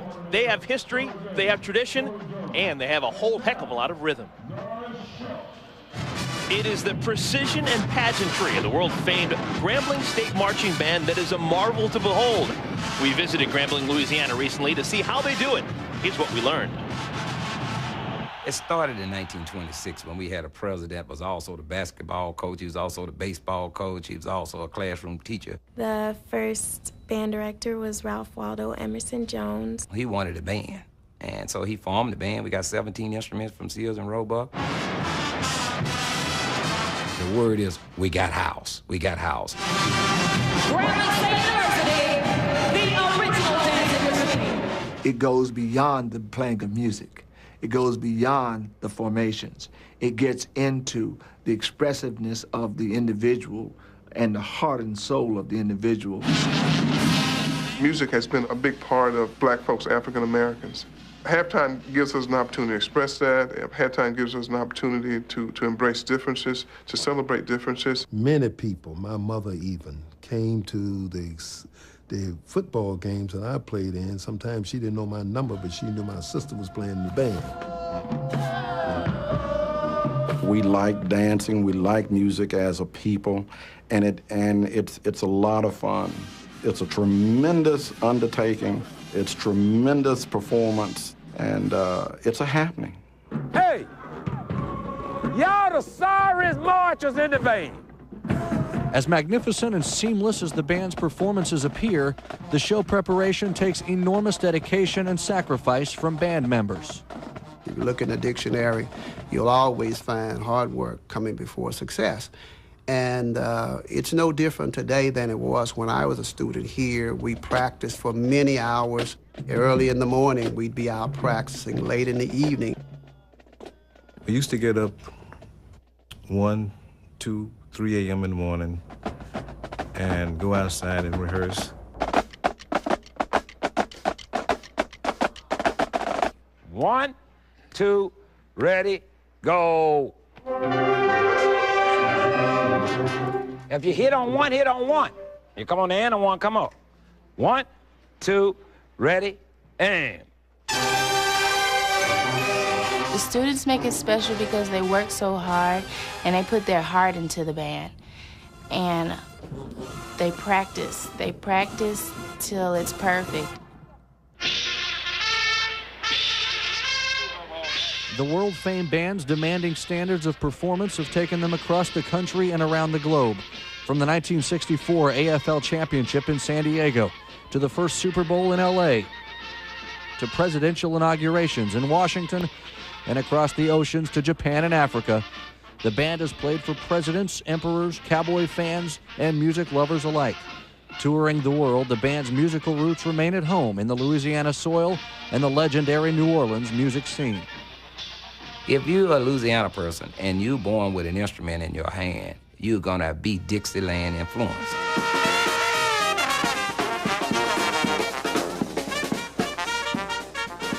We get a lot of our influence on New Orleans music, a lot of our sway, our swagger. It all comes from New Orleans music.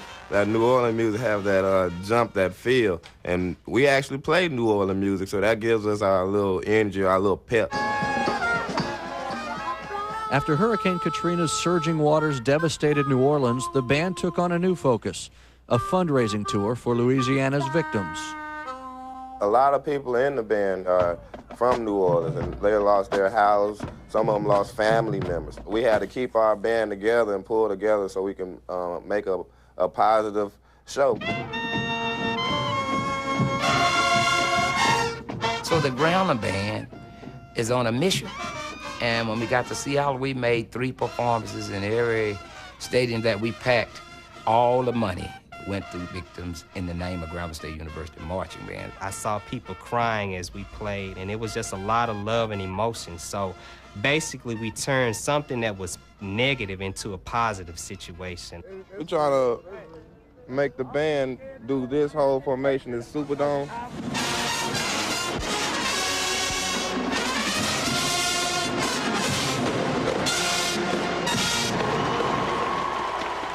We're standing on other people's shoulders, the past, our history.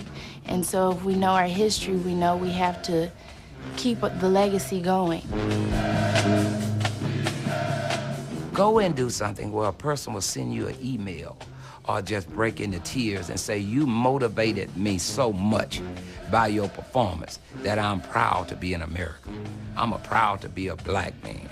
I want to be a member of your program because of what you are instilling in your students. Well, here at Legion Field, the Grambling State Marching Band waiting their turn to toot their own horn here at halftime. Looking on as Bruce Eugene's mom's Zena Eugene is in the stand watching her son play for a final time as a collegian. When we come back, we will have the Eugene family's uplifting life story. That's next. Stick around, everybody.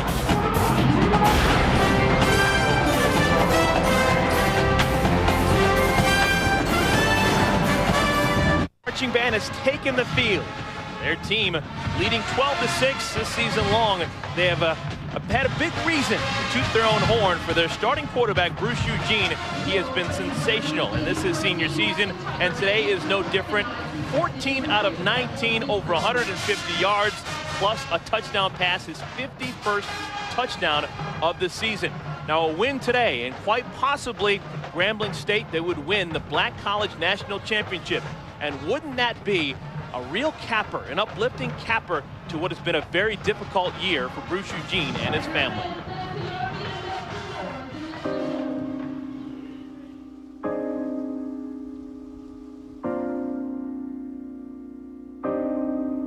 This is what remains of 2631 Upper Line Road in New Orleans. A dresser props open the back door where looters likely entered. The inside littered with memories destroyed by mildew and mold. Out back, small reminders of the place Bruce Eugene once called home. It's been 3 months since Hurricane Katrina struck New Orleans. 3 months since Grambling State's quarterback took the field with renewed purpose. I try to use the hurricane as motivation. You can run my family away, but you won't destroy me, you won't tear me down. That was kind of like my mentality. Written by hand on the back of a t-shirt is his game day reminder. Hold down the NO. I play with that underneath my shoulder pads every game, and I play with that on my back, and the love and all that I have for my mom and the rest of my family in my heart. I've just been excelling on the field. But it is off the field where Eugene's actions have been most meaningful. As Katrina approached New Orleans, his mother Zena evacuated 90 miles west to Franklin, Louisiana to stay with relatives. But 3 days later, when the levees broke and the city began to flood, when the reality hit that residents would not be returning home, the quarterback called for his mother, sister, and baby brother to be with him. He knew it didn't take much to twist my arm because we are a close-knit family, and we play together all the time. When they arrived, they joined a dozen other friends and family seeking shelter, and Eugene's 3-bedroom house became home to 18. The way they were acting, you wouldn't have thought that a hurricane just hit New Orleans, because everybody was just sitting around laughing and joking, just enjoying each other's presence.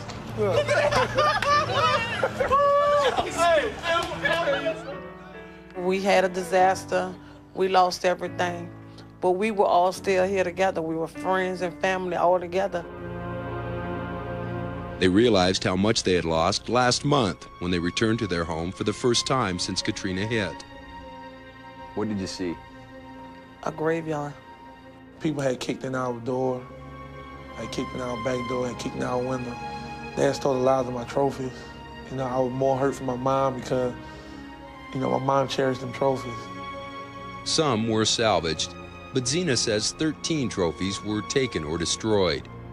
13 pieces of proof that her children had succeeded. My trophies, that's personal to me, because I feel like I know they've done their best, and someone else have seen them do their best, and they acknowledged it. But she still has this picture, the only photograph of her family that remains. And in it smiles Zena's greatest trophies, including Bruce, the one whose actions this fall, on and off the field, have provided her with what she calls the time of her life.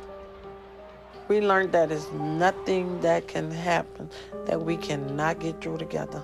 Wherever there's a disaster, there's always a silver lining. You just have to find it.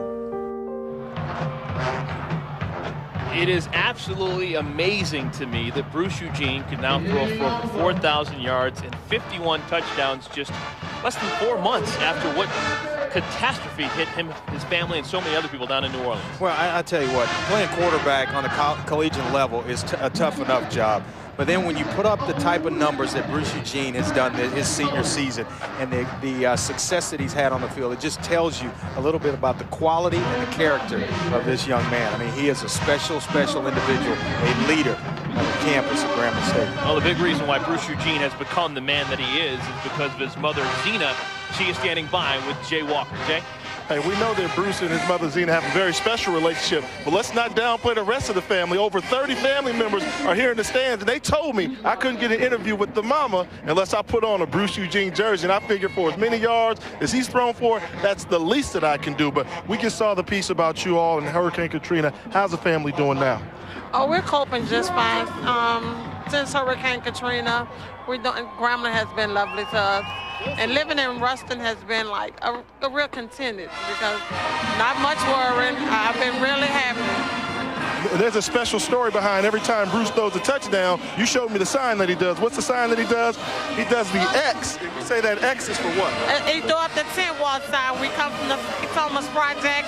We was the 10 wall, and that's why he wear the number 10 to represent from where he comes from. Well, we saw that you showed him how to throw a football. Myself and Andre Ware want to know, where did you learn to teach a quick release like that? Well, I have always been a football fan, and when he asked me to show him how, I just had to take my time and watch football and read on it, and I just took my time and taught him how to play. I didn't know it was going to come to this here, but... Now tell me the truth, Mama. Deep down, your biggest wish for Christmas is the New Orleans Saints draft Bruce Eugene, isn't it? My biggest wish for Christmas is just Bruce win the SWAC championship right now and go out on a big note. All right, well, it looks like you're on your way to an early Christmas present. Guys, back to you. Jay, thank you so much. Well, yeah, August and September must have been so difficult for the Eugene family, but it is now December. It is time to celebrate. Let's take a commercial break, but first, let's take a little listen at Grambling State and their marching band.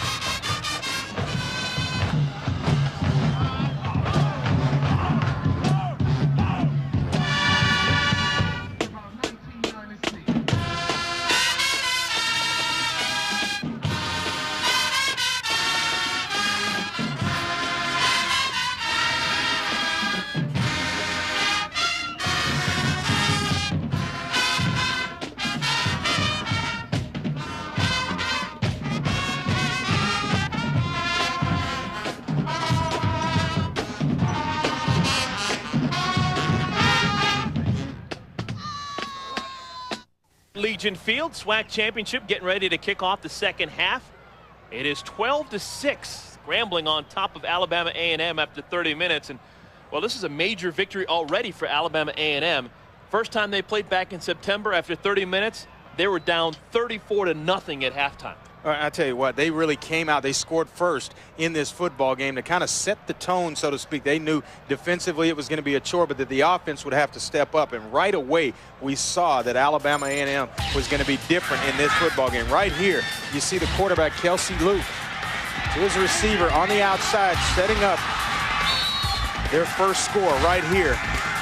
As they get themselves into the end zone, his brother, Nick Luke, with a plunge over the left side. And then all of a sudden it was Bruce Eugene. Look at this, the patience sitting in the pocket, finding receivers down the field. Big, big fourth down conversion there to keep the drive alive. And then Bruce Eugene over the middle to Henry Tolbert, his favorite receiver on the year. Then you see him with the legs here, making guys miss and stepping out of tackles. Just buying just enough time, sets up the second score.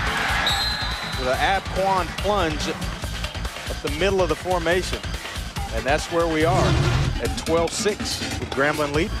Take a look at the first half stats. A lot of those rushing yards for Alabama A&M were on one play. They had a 52-yard rumble, 52 of the 68 yards on one play. So they're having a hard time running the ball against Grambling. Yeah, it's been a struggle since that big the big 52-yard run by Jock Pyatt, and they have really struggled on the ground. I tell you what, they've become basically one-dimensional the second quarter of this football game. Two things you may never see again.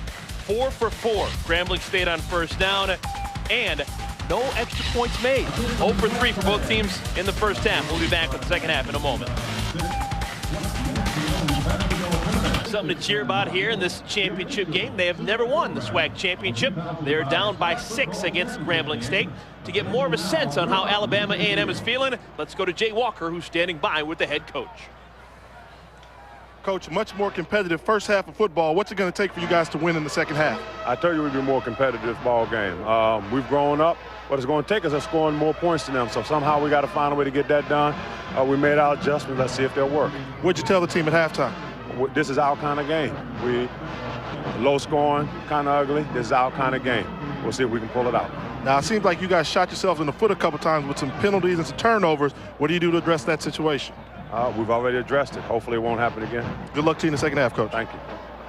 Thank you, Jay. And he is a man of very few words. He's a little gruff, and I think he wants to be that way. He wants his team to be as tough as he is. No, he wants the team to take up take on the makeup of his personality, and it's tough, it's serious, it's all business. And I tell you, Jay hit the nail on the head. It's been penalties, and especially down inside the red zone going in. When you turn the football over, boy, that takes all the air out of your balloon in terms of momentum on your football team. Alabama A&M watches the football sail out of the back of the end zone. They will take over at the 20-yard line. Alabama A&M, the Bulldogs, riding a 6-game winning streak. They're 9-2 on the year. They came out of the SWAC East with a 7-2 conference mark. This is their first 9-win season in school history. Anthony Jones, now in his 4th season working that sideline. Got a good thing going on with the Bulldogs. Remember, they played back in September 10th, and they had their lunch handed to them. Basically, their lunch, their breakfast, their dinner, everything. They lost 44-0. This game, big victory already. The fact that they have been competitive through 30 minutes. Timothy Robinson drops the first pass of the second half by Kelsey Luke. Basically, that was a play that they ran just then. They ran earlier in the first quarter that set up that big touchdown run by Nick Luke, trying to just get Kelsey Luke out on the edge and allow him to buy some time, use his athletic ability. Maybe if things break down or you get deep zone drops, that he can turn the corner and maybe get some positive yards. If not, scan the field and deliver the football. They threw very catchable football that Timothy Robinson probably should have caught here. Luke was 6 out of 9 in the first half for 80 yards. Complete. Throws a strikeout left side. Timothy Robinson catches that one and picks up 7, maybe 8. Tell you what, the thing that impressed me there on the part of Kelsey Luke is his ability to scan the field. Some reads are from high to low, some are from right to left or left to right. There, he goes from the right side of the football field, scans it all the way back left, and finds Timothy Robinson hooking up about 6 yards deep, 7 yards deep down the field, and has enough arm strength to throw him a nice catchable football. Once again, a whistle before the huddle is broken for Alabama A&M. No flag on the play, just slow it down just a little bit. Sorting everything out, sure, why not? 3rd down and 3, Alabama A&M. They have had a fantastic second half to their 2005 season. Trying to get to 10 wins for the first time in school history. Going it up, Timothy Robinson juggled it. And they're going to say he came down with it. Heck of a catch made by Robinson. Pick up a 15 yards and a first down for the Bulldogs. Let's go down on the field and Jay Walker. Jay? Guys, you heard Coach Jones say at halftime, this is his type of football game. Well, that's because this Bulldog team has been in this predicament before. Go back to the Magic City Classic early in the year, facing a vaunted Alabama State team with a 6-1 record. Alabama A&M was down 16-0 when Emmanuel Edwards set the tone for the rest of the season with this electrifying punt return to help spark Alabama A&M to a win streak which propelled them to a SWAC Eastern Division championship. They just want to see if they can continue to compete and maybe relive some of that magic by hanging close. Back to you. Another pitch and catch, a little flip out to the left side. Gerald Stockdale on that reception on first down. Yeah, it's amazing one play during the course of a season, what it can spark your team to throughout the rest of the year. A big play like a punt return, all of a sudden you get that surge of energy, and it not only carries over for that game, but for weeks and weeks and weeks. You know, that's why when you talk about it on a different level, and everybody's talking about the Indianapolis Colts, and should they rest players or should they not. It's amazing. You work all year long to get things going, to get in a rhythm, the entire team, and then to sit guys out, and then all of a sudden you have a bye in the first round. You can't recapture that momentum once you get started as a football team. It is hard to grasp it. You better ride it for as long as you can. Emmanuel Edwards pick up of 15 yards, and this is another good drive for the Bulldogs of Alabama A&M. Yeah, and you look at them, and basically since that first game against Grambling, they had one hiccup against Texas Southern, a game that maybe they thought they could roll their helmets out on the football field and come away with a win. Guess what? TSU showed up to play that afternoon and knocked them off. So they took that game, and they've won 8 out of the last 9, and riding a wave into this football game. Hey, what? They're playing some pretty good football this afternoon. Nick Luke with the carry, right up the gut. Yeah, that loss to Texas A&M, it's a real stunner looking back on it, or Texas Southern, that's a real stunner looking back on it. Texas Southern picked up the rear in the SWAC this year. They had just one win the entire year, and that came against the team that won the SWAC East, Alabama A&M. Yep, A. Lois Blackwell down there at Texas Southern, good friend of mine, and had a very struggle this season, to say the least. But I tell you what, the afternoon when they played Alabama A&M, they showed up and strapped it up and came away with a victory. And he'll get that thing turned in the right direction down there. But boy, it was a wake-up call for this Alabama A&M program. Delayed handoff, Luke has it, and he picks up 4, maybe 5. It'll bring up a 3rd down and short. So glad you could join us here from historic Legion Field. This has been an event over the last couple of days. The SWAC Championship being played here in Birmingham for 7 consecutive seasons now. Alongside Andre Ware, with Jay Walker, I'm Eric Collins. Just getting started here in the 3rd quarter. Bruce Eugene looking on the sides. He's got pro prospect written all over him. His head coach, Melvin Spears, knows that he's one of the all-time greats in SWAC history, just trying to get the ball back and beat away these pesky Bulldogs of Alabama A&M. Hey, they're not going to go away. I mean, this was going to be one to the final zeros in this football game. So I got a feeling this one's going to be one of those fantastic finishes. Alabama A&M, they have never won the SWAC championship. Of course, Grambling, they have owned the SWAC championship in their school's history. They have won 20 SWAC championships, including winning this championship game 3 out of the 6 years that it has been played. The other 2 times Alabama A&M was here, it was Grambling that put it on them. So they're trying to finally climb over the hurdle. They're going to go for it here on 4th down. Hey, why not? You watched Coach Spears do it on the other side of the field. They may as well take a shot here. And maybe. Well, I'll tell you what, they tried to quick snap them and get Grambling to jump. They jumped, but the official did not. I don't see a flag down. So when Kelsey Luke took the knee, that's going to turn the football over to Grambling State. Oh, a blunder there. Yeah, really wasn't intending on going for it. Tried to use the hard count to draw Grambling off sides. It didn't work. They jumped, but he thought he came across the football into the neutral zone. Once he snapped the football, the center, Chris Franklin, Kelsey Luke took a knee, but I'll tell you what, it didn't. Nobody right there. He gets back. That's offsides, and that's a blown call by the officials. Break doesn't go the way of the Bulldogs. They give it back over to Grambling. We'll take a timeout. Here in Birmingham, Alabama, Dreamland is always a place that you like to stop by. Oh, some absolutely. fantastic ribs at Dreamland. You can't come to Birmingham, Alabama, and not make a stop at Dreamland. The original Dreamland just a couple of miles down the road in Tuscaloosa, but this is the second, and if you ask me, they really figured it out with number 2. It's some fantastic food. Let's get our table ready. Bruce Being Eugene there tonight. I'd imagine you wouldn't want to pick up the tab if Bruce Eugene goes with the Dreamland. Finger licking good down there at Dreamland. 11:06 remaining, 3rd quarter. Grambling has the ball for the first time in the 2nd half, and Eugene throws it up, pitch and catch, complete. That's Henry Tolbert once again, and Tolbert picks up big yards down the right sideline, finally pushed out of bounds after a gain of 32. Boy, unbelievable, the pocket presence of Bruce Eugene. Right here, you're going to see him. He's going to get pressure right in his face. Freeze it right there. Trying to find a lane with a guy draped around your neck and still throwing an accurate pass to your favorite target, Henry Tolbert. Boy, I tell you, that's a special talent that Bruce Eugene has to just be able to throw the football down the field with such accuracy and velocity. Now 15 for 20. Throwing it up for grabs and caught in the end zone. Touchdown, Henry Tolbert. Boy, Bruce Eugene took a shot and still stood in and threw the football with accuracy down the field for a touchdown to Henry Tolbert. I thought I'd seen it all the play before. Look at this. 94, Lieutenant Duke's right there on going low.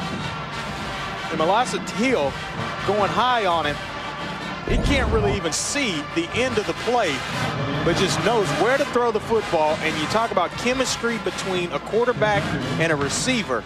Boy, they've got it. Bruce Eugene and Henry Tolbert. Extra point, up and good. Tim Manuel knocks it through. 2 consecutive plays. Eugene to Tolbert, the first, netting 32 yards.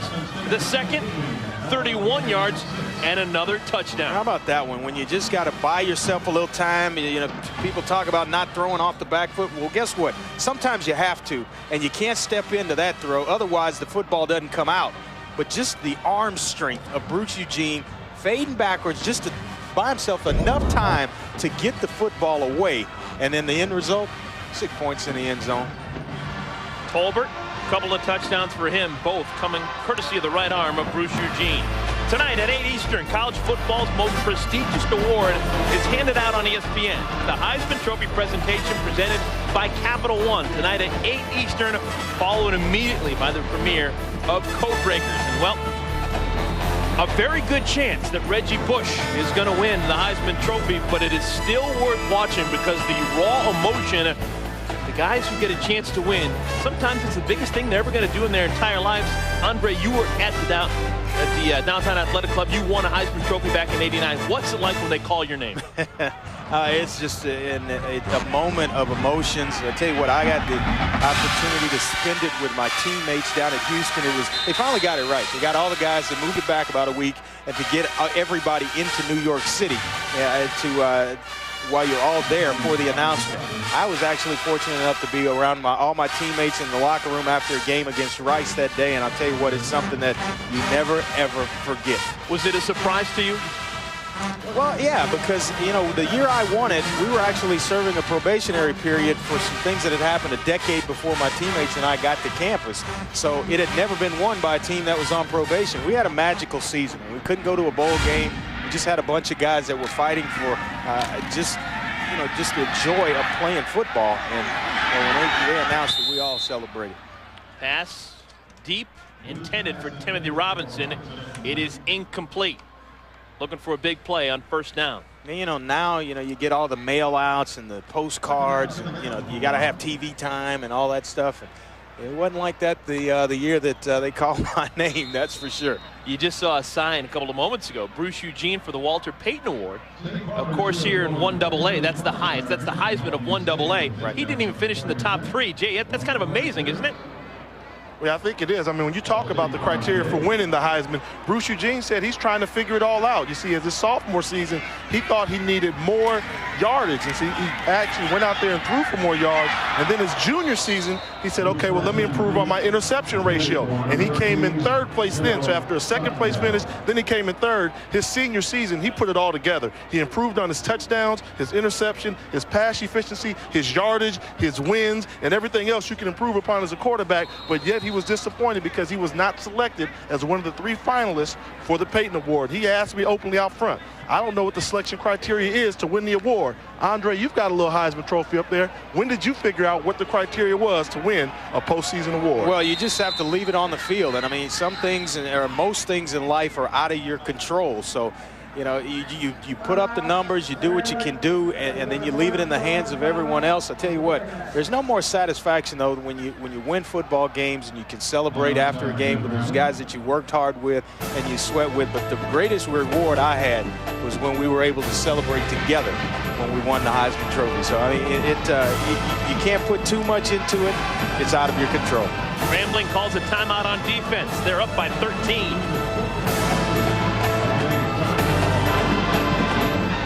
Well, Bruce Eugene is the toast of Legion Field, and he's been the toast of Grambling for the 4 years that he has had eligibility. He has been the best quarterback statistically in the history of Grambling football. That says a lot considering James Harris and Doug Williams played there.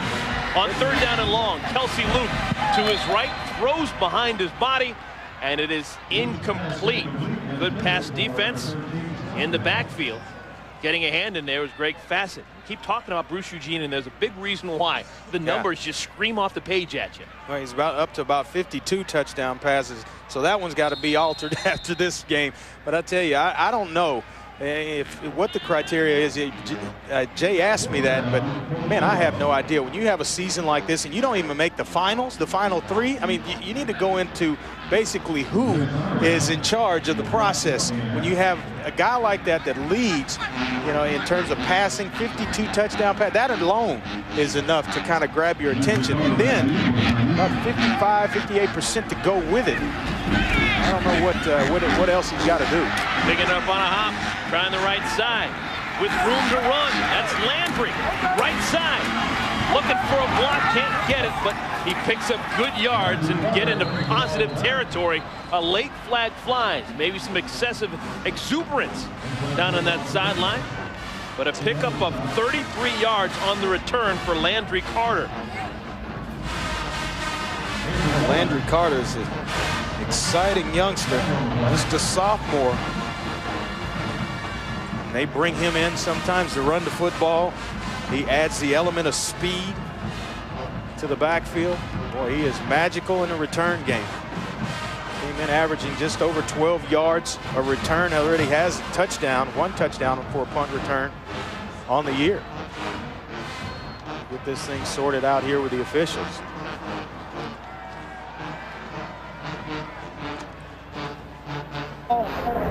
Personal foul, number 23 of the return team, 15 yards, 1st down and 10 for Grambling.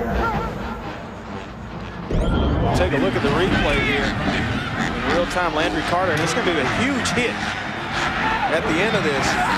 There's Osorio coming up, you know, lace of wood.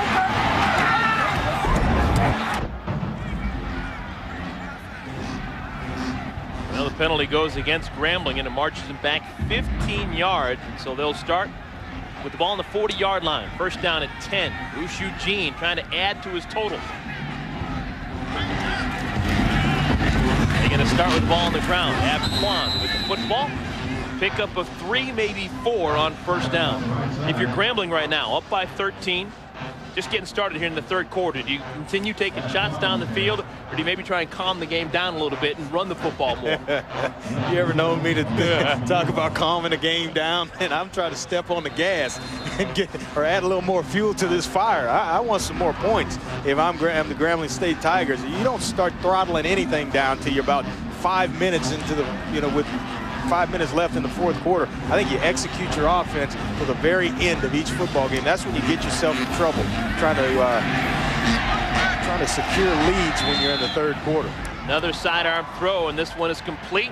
Moses Harris, a pickup of 14 yards. Well, it's amazing to me when you talk about the delivery point and then still throwing with accuracy. Bruce Eugene, I mean, if you allow him time and he can step into throws, boy, he is as classic a passer as you'll see, and the ball is nice and pretty coming through the air. But then it's just as attractive when he's got to throw it around defenders. Again, looking for a big chunk, throws a pretty ball that's caught. Touchdown, George Piggott. Oh, it's too easy. Eugene just flips it up, and he's got enough thoroughbreds out wide that can come down with the football. Well, I tell you, he's got some guys on the end of those passes that are just flat making plays. 41 yards on the touchdown pass from Eugene to Piggott. Yeah, George Piggott right there. I mean, you see the shots that Bruce Eugene's willing to stand in and take, and then the receivers at the other end rewarding him. Nothing more frustrating than when a quarterback stands in there and takes a shot and the receiver puts the ball on the ground. But when you can reward him, boy, it doesn't hurt quite as much. Extra point attempt is blocked. Loose football is down at about the 20-yard line, so that is the second extra point that has not gone the way of Grambling. They went for 2 one time, didn't get that. So extra points have really been the only time they've stubbed their toe. But they now are up by 19 points. Tonight at 9 Eastern, ESPN Original Entertainment presents Code Breakers, an ESPN original movie that explores the notorious 1950 cheating scandal involving the West Point football team. That's Code Breakers, presented by Kay Jewelers, tonight at 9 Eastern on ESPN, immediately following the Heisman Trophy presentation. Well, let's go back and take a look at this touchdown pass by Bruce Eugene to George Pickett, and you watch the eyes of Bruce Eugene. Here, you're going to see him in the middle of the field, looking dead center down the field, and now out here he's got one-on-one coverage on the outside, down the outside sideline to George Pickett, and then the delivery, standing in the pocket, and then taking the lick, and then George Pickett right here going up, getting the football, getting into the end zone. Boy, I tell you, Bruce Eugene, special throwing the football. Well, I just asked you if they're going to kind of rein it down a little bit and start running the football. 4 for 4, 118 yards, a couple of touchdowns. They went 60 yards in 3 plays after I kind of intimated that maybe they'd start running the football. It didn't happen. I don't get the vibe from Coach Melvin Spears that he's going to throttle it back. I mean, they like to, if you show up, then you're at the mercy of my football team until I am finished, till the clock hits 0. So they like to have fun. They'll rotate a lot of youngsters in there and get them some experience, but they continue to execute and run the offense. Melvin Spears, he talks about 60 minutes of heck. Jay, you know about that 60 minutes of trouble that they bring. You got to keep it going. I think, you know, one thing we're forgetting about a little bit, the reason why Graham is going to continue to stay on the gas pedal, they're playing for a Black College National Championship. Right now, they're the #2 ranked team in all of Black College. With Hampton's first-round loss in the 1AA playoff, Grambling's got a chance to surpass them with an impressive win in the SWAC Championship. So I look for Grambling to pull out all the stops, put off on the gas pedal, just like you saw SC do against UCLA and Texas do in their final game in the conference championship. Look for Grambling to run it up big. Well, you know what? I think they already have surpassed Hampton. Hampton loses to a 1AA team, the only loss on the schedule for Grambling this year, to Washington State on the road in Seattle against a 1A football team when they stepped up and they realized that, you know what, we're strong enough to play with anybody. We didn't have it that day, but then they just ran through the rest of their schedule to get to this SWAC championship game. My opinion, they're the national champion. Kelsey Luke throws. Provided. Complete. Provided they hold on this Emmanuel afternoon. Edwards with a pickup of 11 yards to give first down for the Bulldogs. I'll tell you what, Alabama A&M pesky bunch that they're not going to quit in this football game. Emmanuel Edwards is the Alabama A&M player that's still down. Emmanuel Edwards has been battling a groin injury, trying to be healthy enough to get on the field again for Anthony Jones and his Alabama A&M offense. They need him. He's got 5 catches, 68 yards, but he may have re-aggravated something on that last catch and run. He was out of the Prairie View game with that same groin injury, and I tell you what, he is vital to their return game. He gives them another receiver in terms of big playability on the other side of the field opposite Timothy Robinson. But there you see it, comes down, maybe gets twisted up just a little bit right there, and just enough to aggravate an old injury. Take another look at it. Nice move, setting the defensive back outside, securing the catch with body position. Just gets turned around and twisted just enough for that old groin injury to aggravate and jump up again. Ball on the 39-yard line. First down and 10. Luke wants to throw, spins it out, as his tight end, Charles Moody, loses the football, but they're going to say he was down by contact at the 44-yard line. So Moody gets his first catch of the day. Yeah, Moody's not a guy that has blazing speed, but tell you what, he plays faster than he clocks in the 40. He's got good, reliable hands, good student of the game, always watching film, trying to get better, just a sophomore, 6'2", 257. He's going to be a good football player for Coach Jones in that Alabama A&M program. When we talked to Coach Jones earlier this week, he said the tight ends are a huge part of his offense, and that's a big reason why.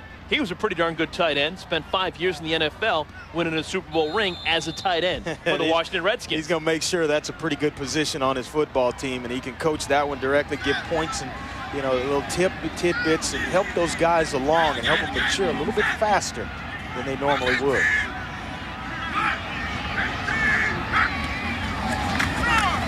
Right side, Kelsey Luke running some option, keeps it himself, gets away from one tackler, and picks up 4 tough yards.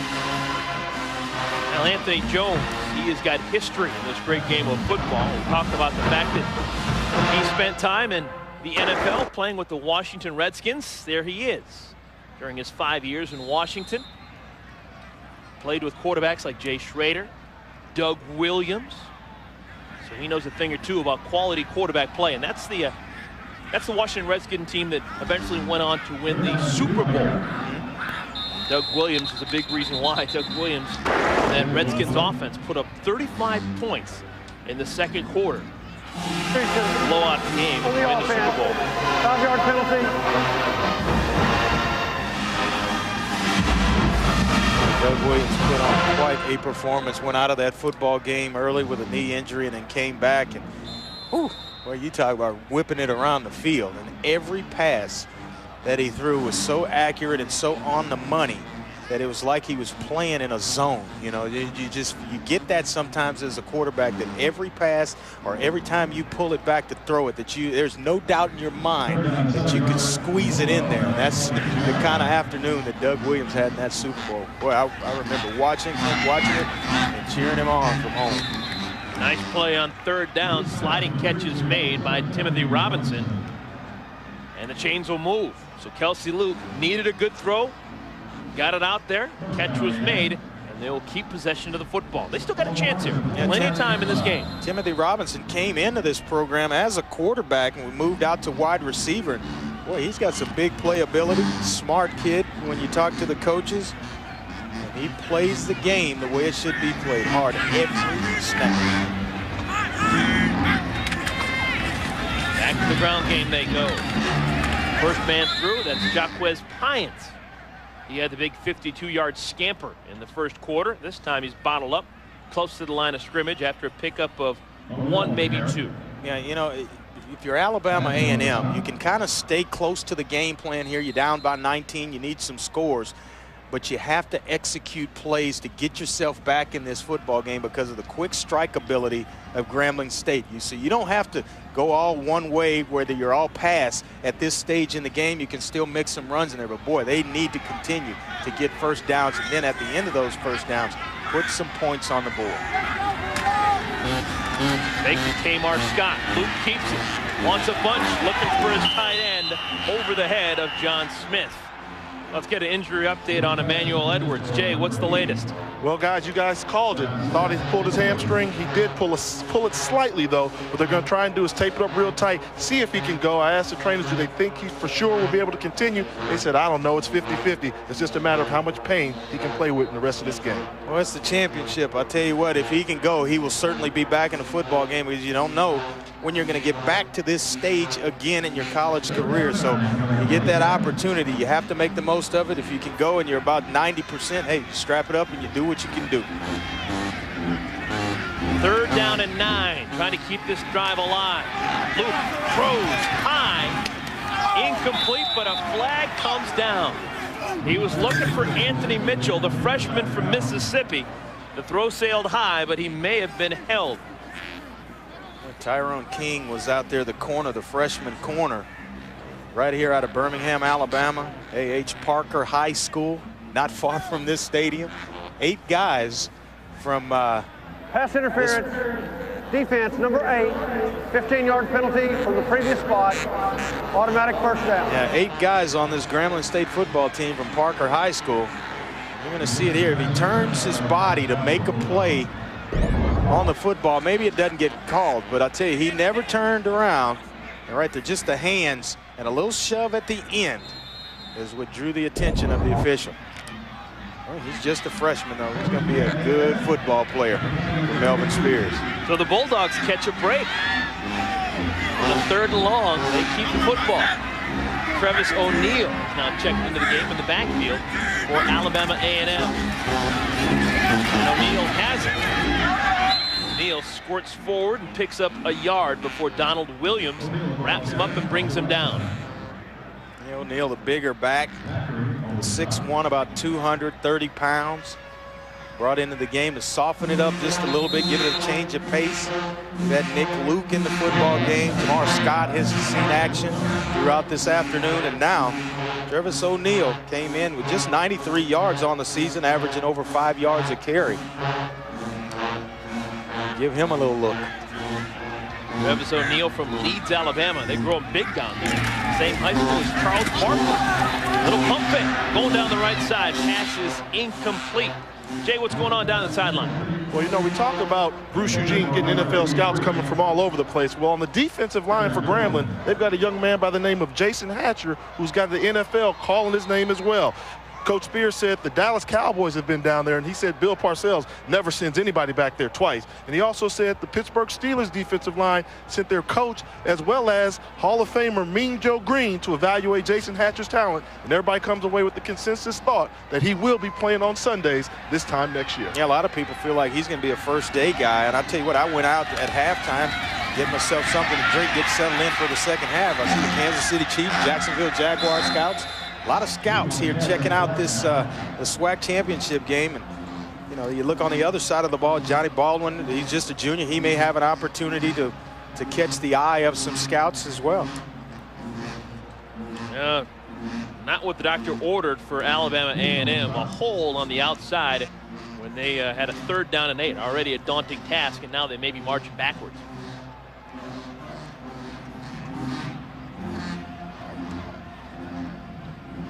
Johnny Baldwin, sensational linebacker.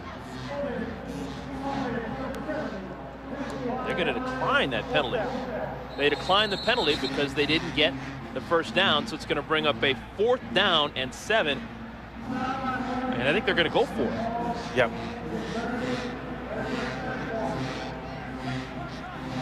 With more on Jason Hatcher, let's go back down to Jay. Yeah, you know, to follow it up, when Hatcher got to Grambling, he came in there originally as a 2-sport star in basketball and football. He's going to leave Grambling as a 2-way player in football. He started off his career as a tight end, and now he's going to finish up as a defensive end, making first-team All-SWAC honors in his senior season. I'll tell you, he was 2nd-team All-American in basketball, pretty good basketball player. 4th down and 7, flags flying, and Kelsey Luke is cut down close to the line of scrimmage. Real sloppy play right now on both sides of the ball. I'll tell you, that flag is right in the area that officials call holding, and it's 2 big offensive linemen. 64, Jeffrey Johnson. Mills on this time. And number 77, Roderick Johnson. Holding offense, number 64. Penalty is declined. The result of the play is a 1st down for Grambling. It was the first Johnson that gets the flag. Well, Alabama A&M 0 for 2 on 4th downs. Grambling 4 for 4. That's been a big difference.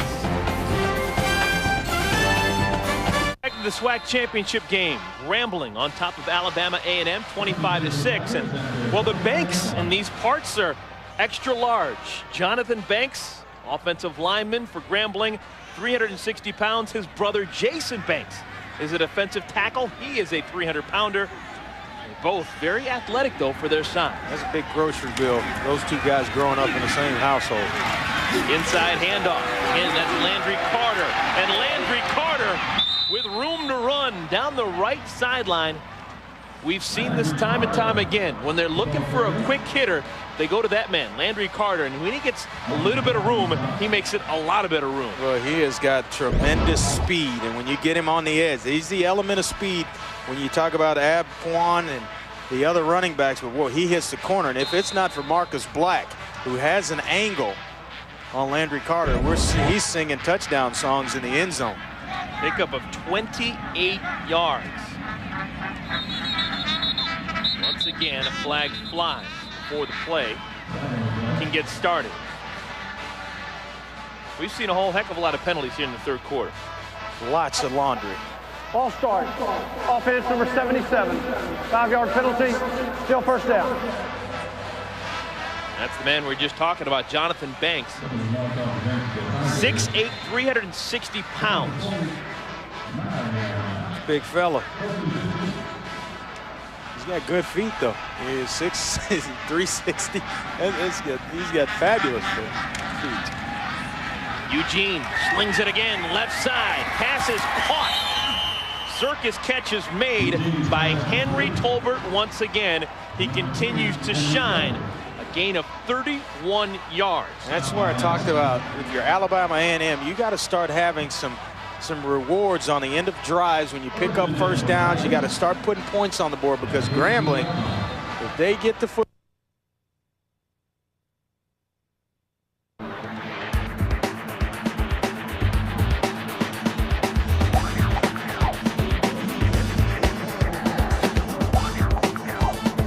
Guys trying to learn body language.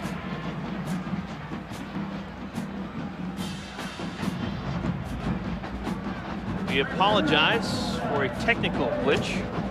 We are back here at Legion Field, SWAC Championship, and the offense led by Bruce Eugene starting to flex some muscle. 3:20 remaining third quarter.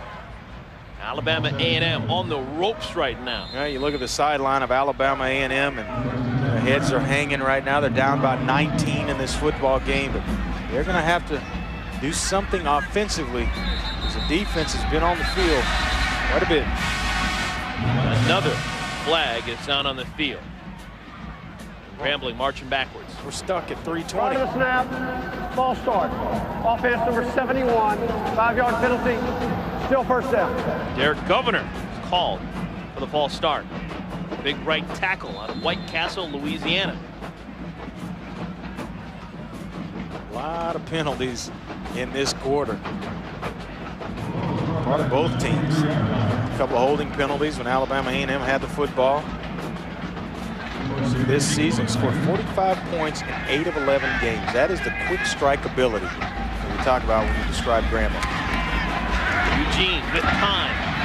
Throws. Dangerous pass in double coverage. Looking for Clyde Edwards. It's knocked away. Right, and you don't see Bruce Eugene throw into double coverage much. I mean, he's able to sort through things in coverage and then find the single coverage, which is what you want from your quarterback. And that, you know, he eliminates the mistakes. But I'll tell you what, if he's throwing one and there's two guys there, pretty good feeling that he can get it in there. He's now 19 for 26.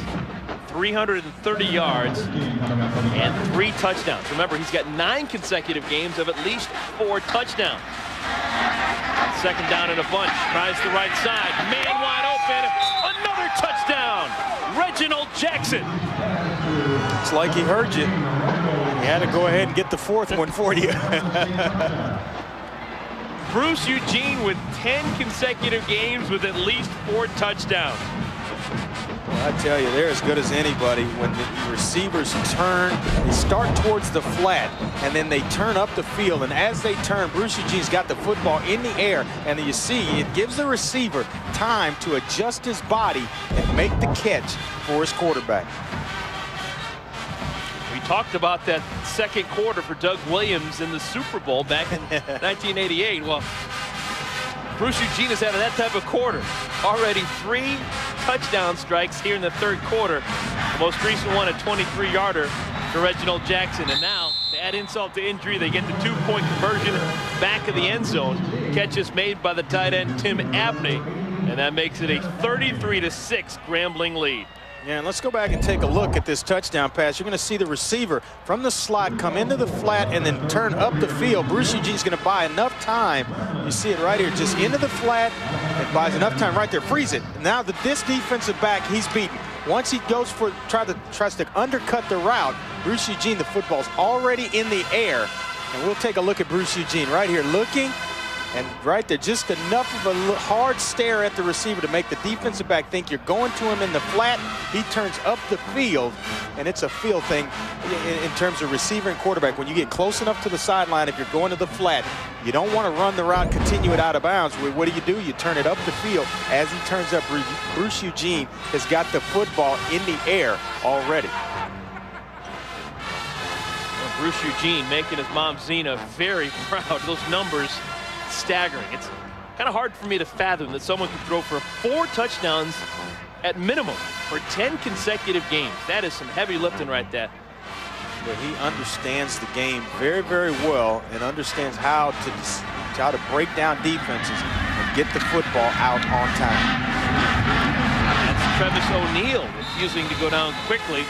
He gets out to the 42-yard line, and that is where Alabama A&M will take over on offense. Tonight at 8 Eastern Time, college football's most prestigious award is handed out on ESPN. The Heisman Trophy presentation presented by Capital One. Tonight at 8 Eastern, followed by the world premiere of Code Breaking. Vince Young, he's got a chance tonight. Kid out of Texas. I had a chance to see Vince Young when he was just a junior in high school, and he just had star written all over him. And just flat out take over football games the exact way he's doing at the University of Texas. A fabulous, fabulous football player.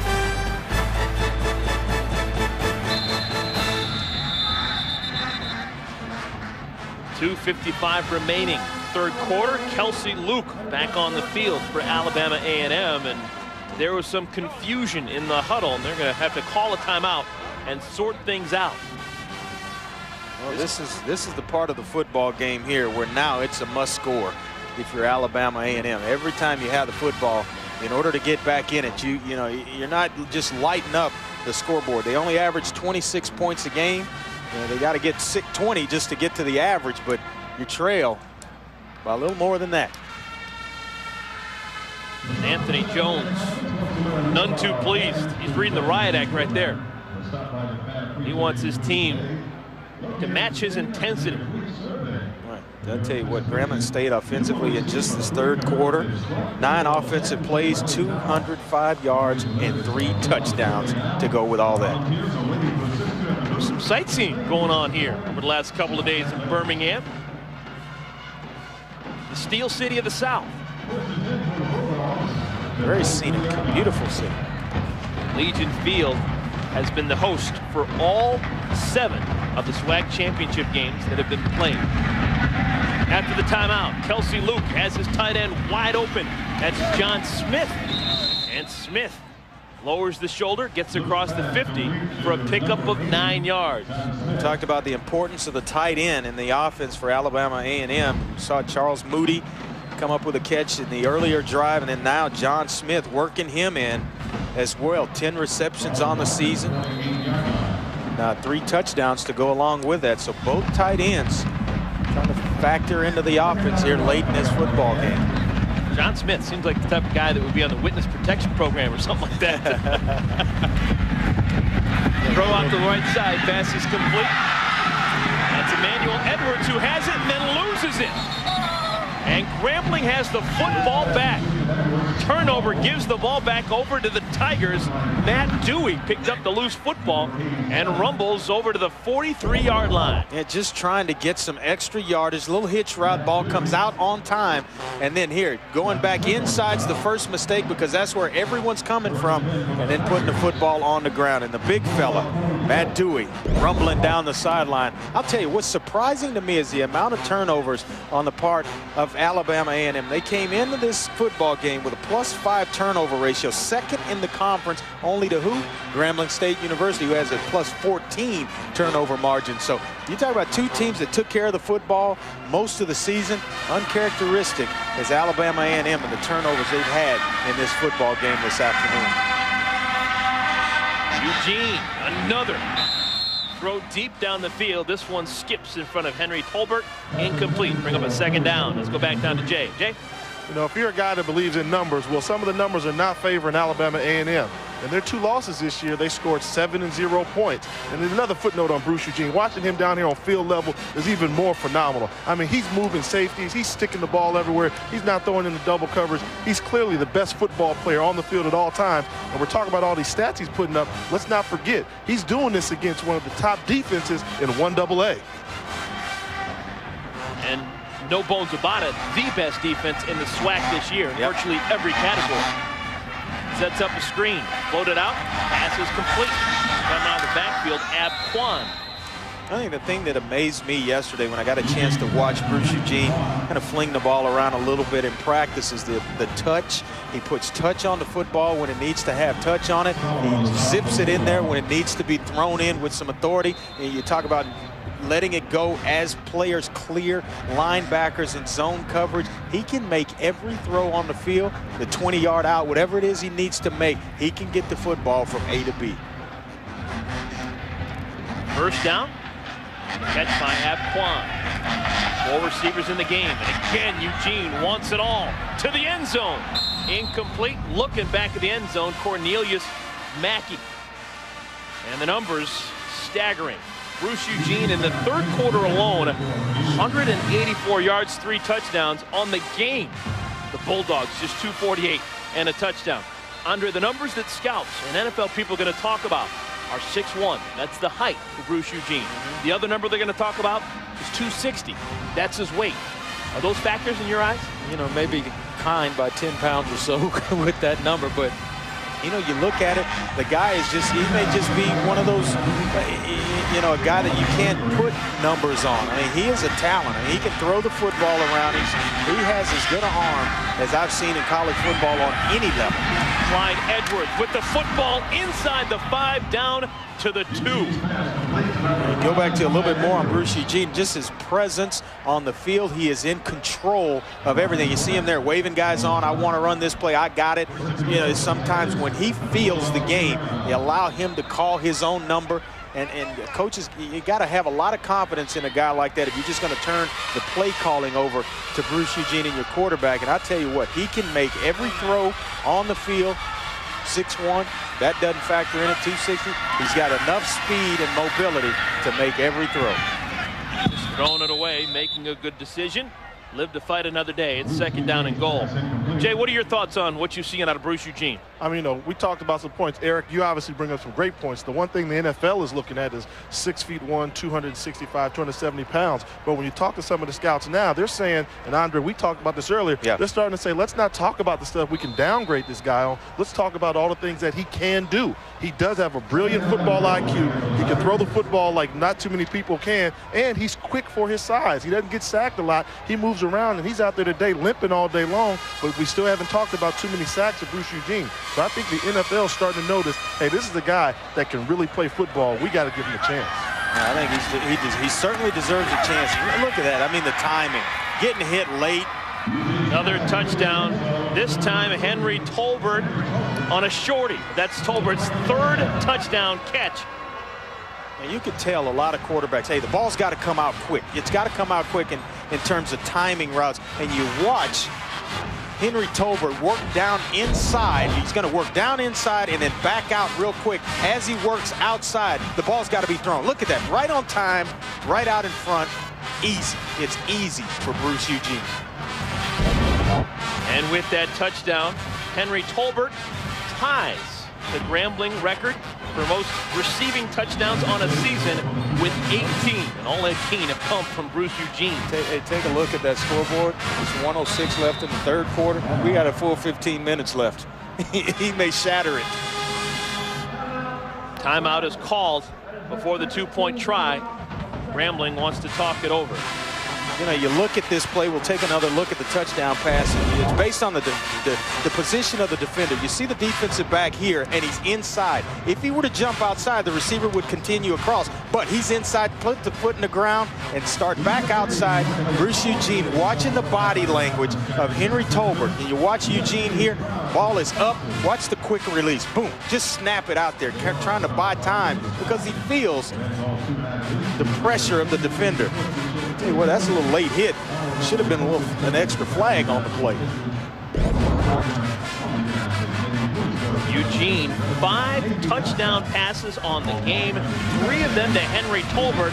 And Tolbert's numbers, they're starting to look like Eugene numbers. 18 touchdowns, that's a school record. 73 receptions on the year for that young man. And we talked about it. I don't know who picks the all-conference team. Well, he may want to get an examination because Henry Tolbert should be on it. 1st team, not 2nd team. Yeah, Jay, this offense is as good as you're going to find in the country.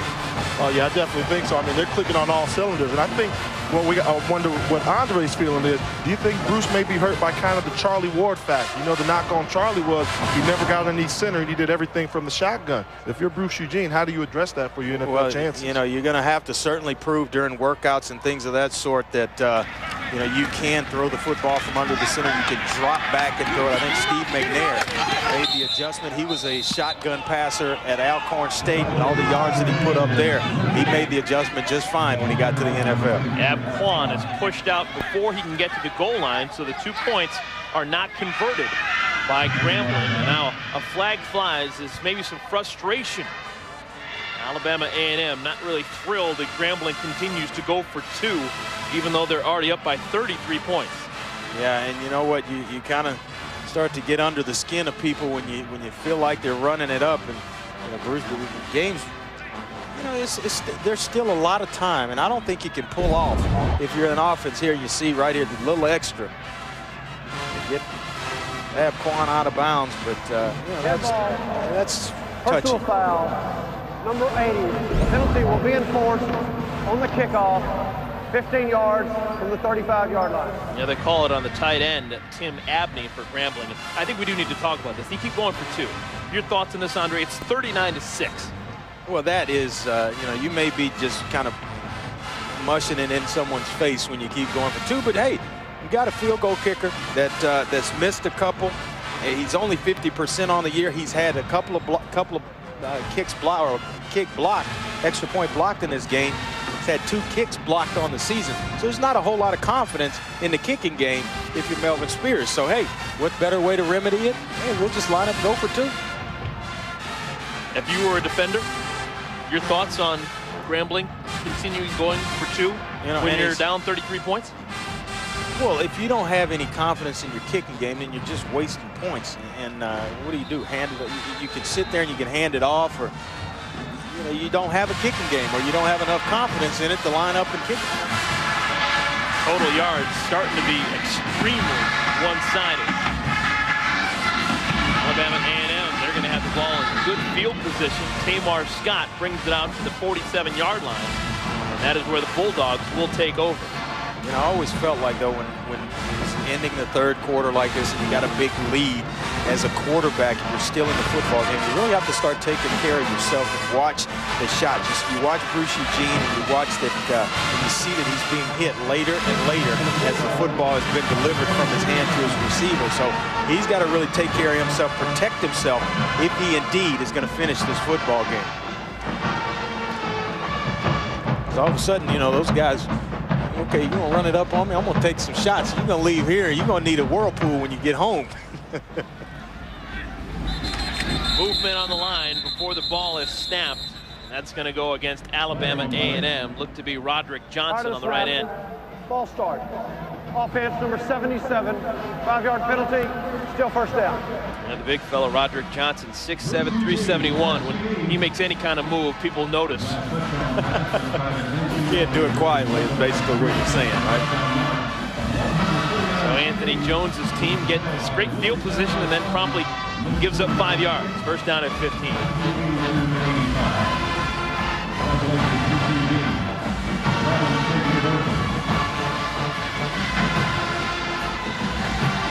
This is the 3rd time that Alabama A&M has played in the SWAC Championship Game. They lost to Grambling in 2000, and they lost to Grambling in 2002.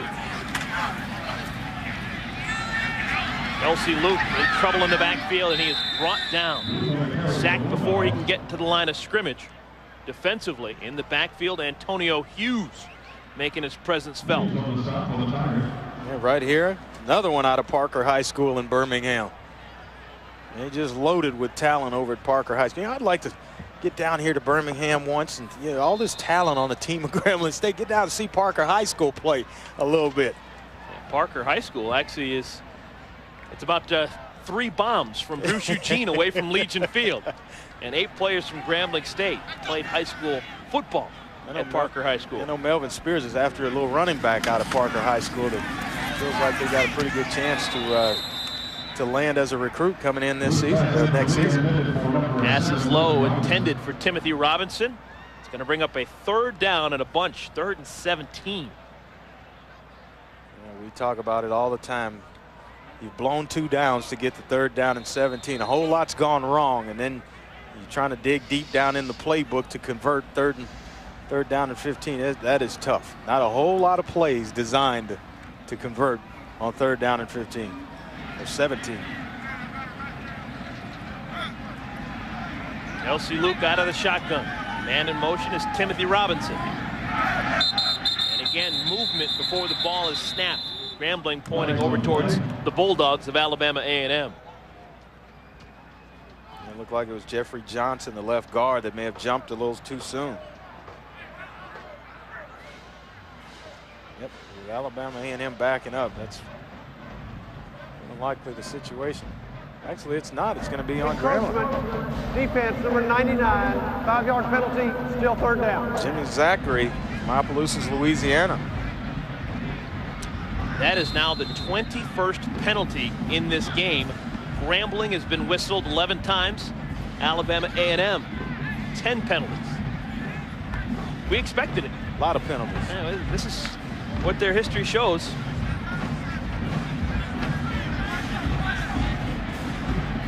Third down and 12. Luke gets it out.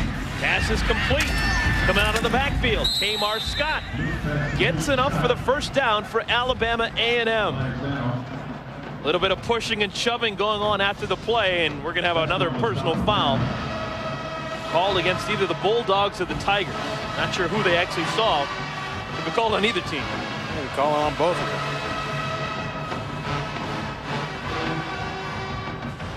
Call it on both, offset, take the result of the play, and let's move forward.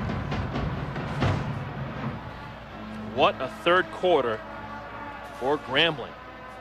4 touchdowns. None of them taking more than a minute 17. Bruce Eugene, the numbers he has been putting up, absolutely phenomenal. He has been as advertised. The Tigers now with 500 yards of total offense. Dead ball. Personal foul. Number 99 in the defense. 15 yards from the end of the run. 1st down for Alabama A&M. That is the end of the 3rd quarter. Jimmy Zachary called for that personal foul, and penalties really the only thing that Melvin Spears' team had going wrong in the 3rd quarter. The offense led by Bruce Eugene, they've been dominant through 3 quarters.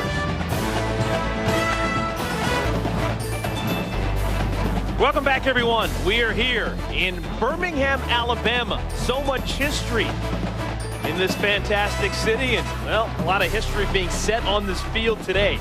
Legion Field has been around since the 1920s. And very infrequently have there been offensive performances that have been on par with what Bruce Eugene has dealt through the first 3 quarters.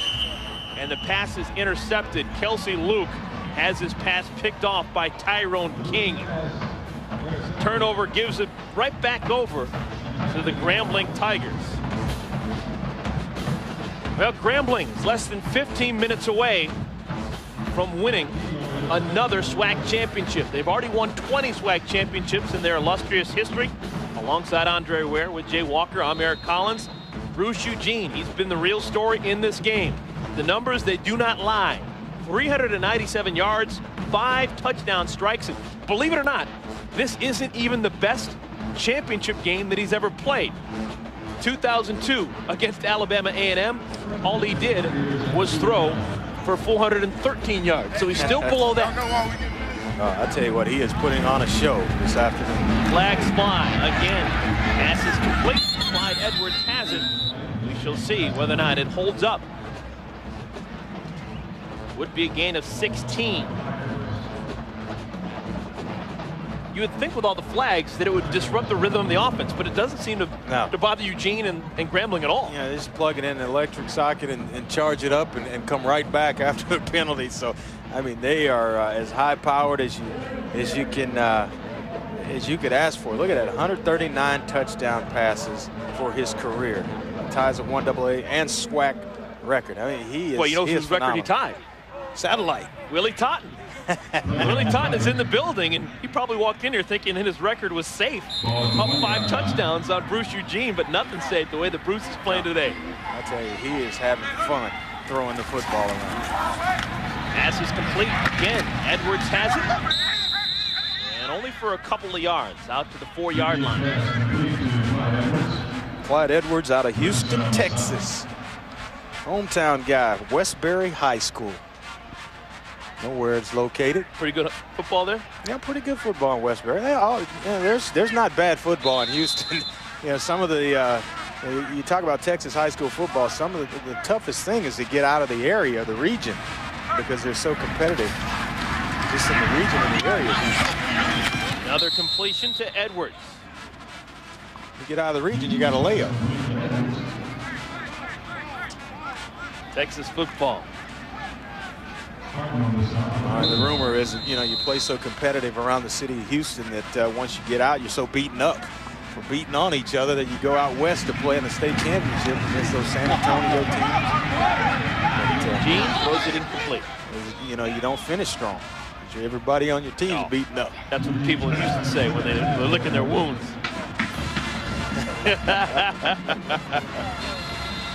There's Melvin Spears. His team is up by 33 points. Well, you talk about the success of this football team offensively. 8 different receivers have caught touchdown passes from Bruce Eugene throughout this year, and that's spreading the wealth around pretty good when you can get 8 guys involved. They check a lot of different receivers in the football game, but boy, all of them playing at a super high level. Once again, they spread the field. 4 receivers. Eugene steps up, just throws it away down the left sideline. Boy, he thought his receiver, Henry Tolbert, was going to keep going on through, and actually Henry Tolbert hooked it up along the sideline. A little miscommunication, and there hadn't been a whole lot of them between quarterback and receiver, between Henry Tolbert and Bruce Eugene. Now the play call for Melvin Spears' team here in the second half. 2 running plays, 17 passes. You think he'll go for it if they get to 4th down? No.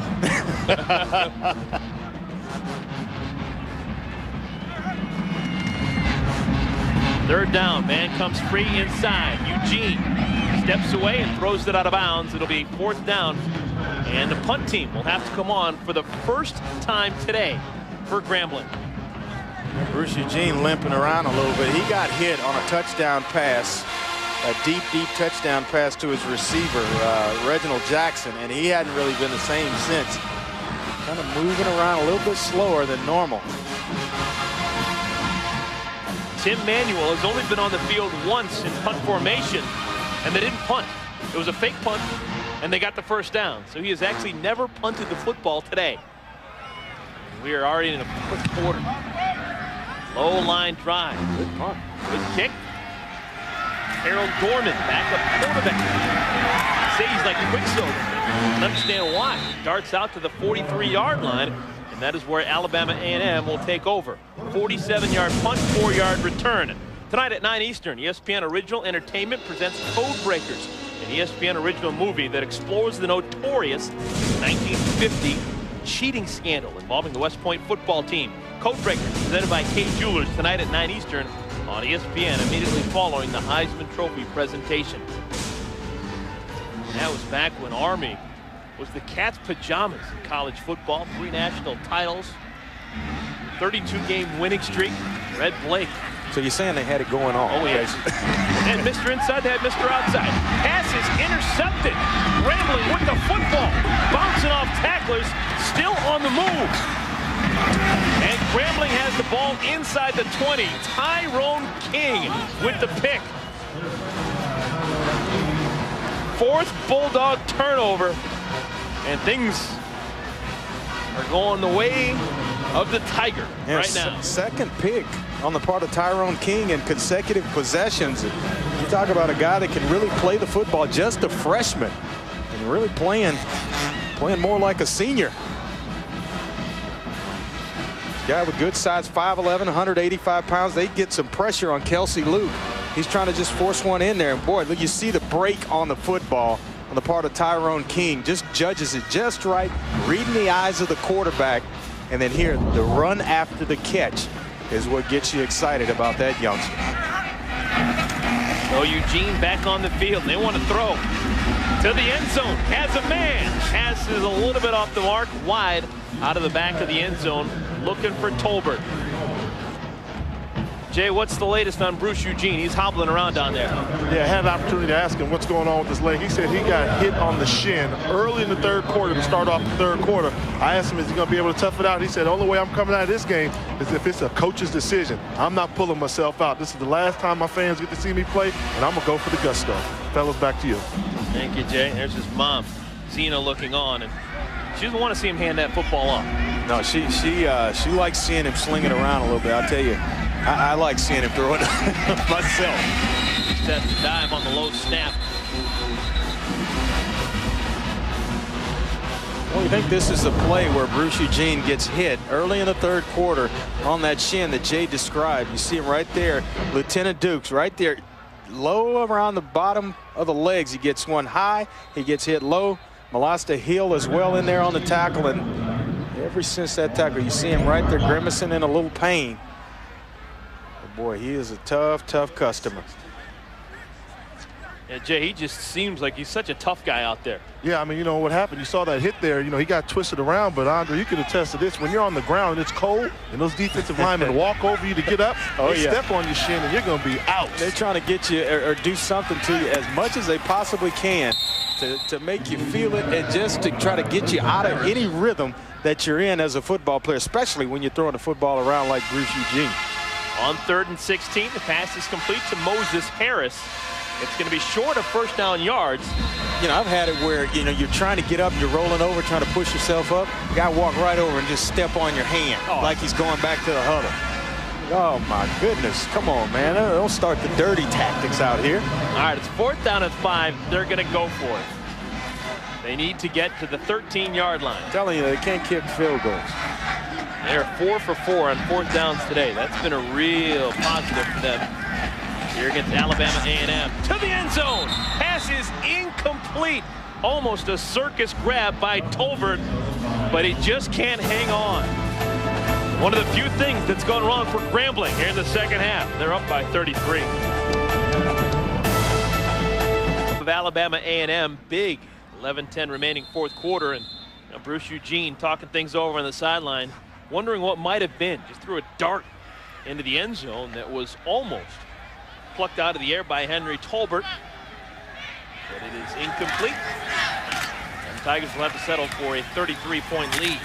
Little pitch out, some hitting still going on in this game with the carry. Tamar Scott paid for it after a gain of 8. All right, let's take a look at Bruce Eugene and just watch the eyes right here. Gonna take the safety right away with his eyes going out wide and moving the safety, and then all of a sudden right into your vision he lets one go as he sees Tolbert clear the linebacker. Boy, that is executing at the highest level, and then he makes it look so easy, just kind of playing with you with his eyes, moving the safety out wide. Boy, he wants it. He wants to put the football in the end zone. Having fun.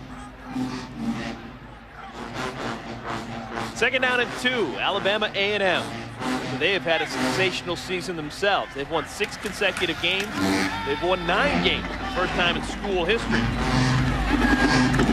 Tamar Scott, 2nd consecutive carry, and he'll pick up the first down with a gain of 7. 2 real positive carries for Scott and the Bulldogs here on this drive. Gain of 8, now gain of 7. Tell you what, this is a young Alabama A&M football team.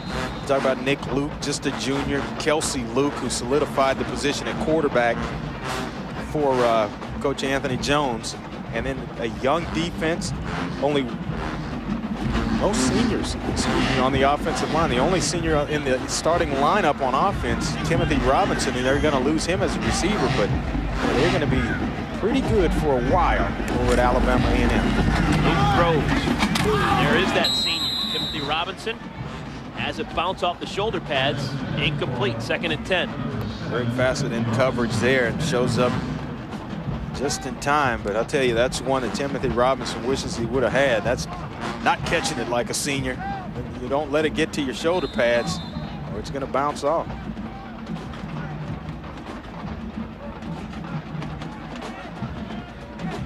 Bands continuing the battle. That's long. That That battle's not over yet. Long from being over. This isn't the end of the season for Alabama A&M's fans. They have plans for the next couple of weeks. Second down and 10. Inside handoff. Give is the fullback.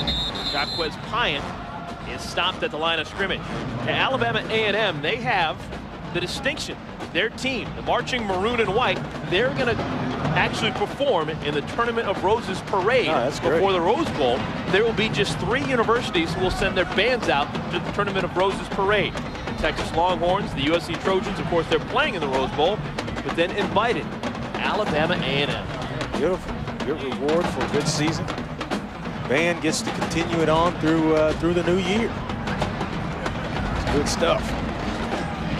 3rd down and 12. Bulldogs just trying to stay on the field. Offense. Short pass. You have to run for it. Amar Scott is brought down by a host of Grambling Tigers short of the 40-yard line. They'll bring up a 4th down. Yeah, picks up a pretty big chunk of it, and they've got to go for it here. So you just want to pick up about half of it, or as much as you can, to get yourself in a manageable down and distance on 4th down. Looks like maybe trotting the punter out. Sign of waving the white flag. Anthony Jones sends out the punting team on a 4th down and 4, deep in their own territory. Fake, maybe? I think they're going to punt it away. You sure? Yeah. Jose Osorio kicks it away. It bounces at the 35, and it's picked up on a bounce. Cornelius Mackey changes direction a couple of times and gets it out to the 39-yard line. That is where Grambling will take over, up 39-6.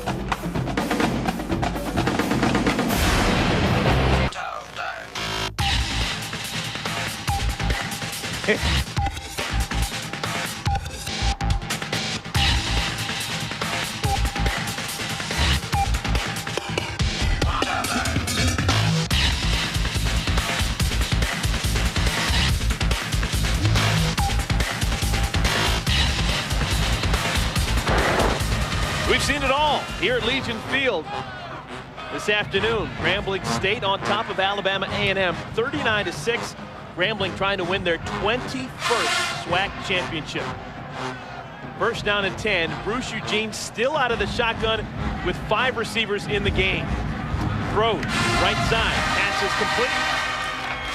That's Clyde Edwards once again, who picks up 8 yards on 1st down. Go down to the field, and Jay, what's going on, Jay? We talked earlier about Bruce Eugene not being a finalist for the Walter Payton Award. Well, here's a little FYI for you to know your information. The 3 awards given out in postseason tour for outstanding play or coaching are all named after members that played at historically black colleges. The Coach of the Year is the Eddie Robinson Award. The Payton Award is named after Walter Payton, who played here in the SWAC Conference. And the Defensive Player of the Year is the Buck Buchanan Award, given out to another former Grambling man, Buck Buchanan, NFL Hall of Famer. So, little interesting tidbit, all 3 1AA awards, the namesakes came from the SWAC Conference. Good stuff. Thank you, Jay. And Buck Buchanan, he's got some history here in Birmingham. Yep. He is from the Birmingham area, and he went to Parker High School, where so many of these Grambling Tigers went, just about 3 blocks away from Legion Field. I'll tell you what, that man right there, he's tuned into Parker High School. We talked about it a little bit yesterday. Mentioned the fact that he'll be, I guess, next week down here to recruit the area, and he's going to make sure with 8 guys on the roster from Parker, he'll be over there next week. Pass is complete. Big gainer, George Piggott. Another catch for him. Keep talking about Parker High School. There it is over yonder. It's that gray building just off to the left-hand side of the street, under construction, part of it. But Parker High School has been an institution here in downtown Birmingham for years, and Grambling has 8 players that hail from Parker High School, including 4 starters, 2 on offense, 2 on defense. So it must be a real thrill to play a championship game just 3 blocks away from your high school. And one of those guys is Xavier Jackson, who's a freshman right out of Parker High School, and they really, really expect big, big things from Xavier Jackson. There's the center, Mr. Parker, Tavares Cockrell. Knows a thing or 2 about Birmingham. He's probably been to Dreamland a number of different times. Yeah, he can get there and sleep. Wake up and point you to dreamland. I do want to talk about this. Bruce Eugene, he's had a fantastic day. He's not calling the plays, but he's still out there in shotgun with 5 receivers in the game, up by 33. Game is well in hand. Bruce Eugene should take his ovation and celebrate his Grambling State career and should not be in a football game at this point in time. This is a handoff, one of the few running plays we've seen in the second half. On the carry, that's Landry Carter. You know, we got accused back in '89 on a lot of occasions of putting a lot of points on the board against schools, but you know, to Coach Jenkins' credit and Coach Pardee, I was on the sideline after the third quarter with the exception of 2 football games, Texas A&M and Arkansas. The only time I ever saw the fourth quarter in a football game in college. They've only run the football 3 times here in the second half. Flag flies, pass is incomplete, batted around inside the 10-yard line. So I say all that to say, get the man out of the football game. You know, I'll tell you, we talked about it earlier too, that you know, Bruce Eugene, you got to start taking shots at you. When they feel like you're going to run you're running the score up, they start taking shots at you. You get hit later and later. Brandon Landers, I'm sorry, is the guy they wanted to redshirt this year. He's the heir apparent to Bruce Eugene. Penalty goes against Alabama A&M. Melvin Spears still full of intensity on that sideline. Yeah, they really like Brandon Landers out of Monroe, Louisiana, Carroll High School. Said that if something were to happen to Bruce Eugene in this football game, Larry Curligan, the backup quarterback, would come in. But it's kind of only a name only. That young man, Brandon Landers, is going to be he's going to have the first shot at it for the Grambling State Tigers when they kick off the season in 2006. Eugene again with time. Throws it in the end zone. Has a man. It's knocked away. Good defensive play is made. The pass is intended for Henry Tolbert, but it is knocked away at the last moment. Johnny Baldwin ranging far from his linebacker spot to make the play. You know, we talked, you know, it said if it was early enough in this football game that you know, Brandon Landers, they would take the red shirt off him in this football game if things happened early enough where Bruce Eugene had to leave the football game. I said, well, why would you do that? He said, hey, we came here to win the championship. We don't know how many chances we're going to get to win the championship. We feel like Brandon Landers, if things didn't go well enough in the football game with Larry Curligan, we would come in with Brandon Landers, take the red shirt off him, because we know that he can execute the offense. Jay, you have a little bit more on Brandon Landers?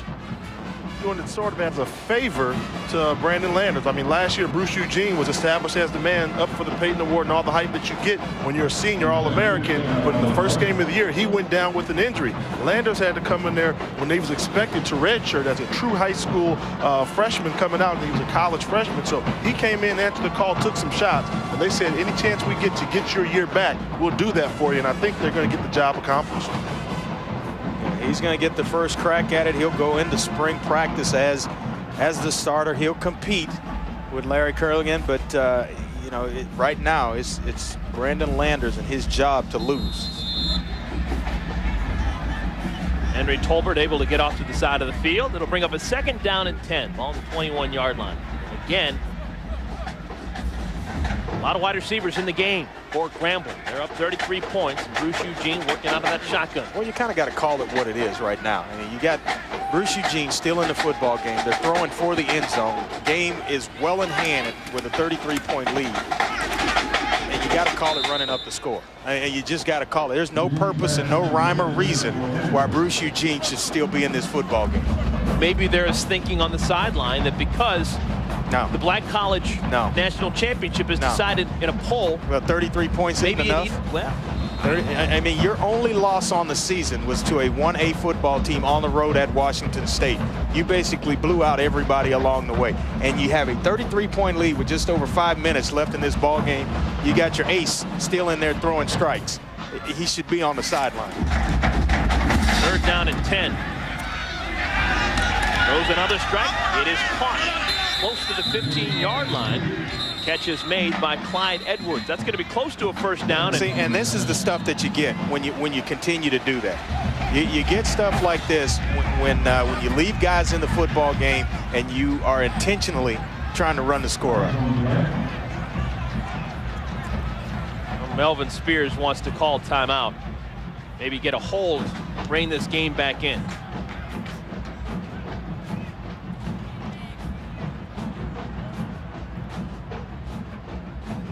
Melvin Spears has the SWAC championship well in hand, up 39-6.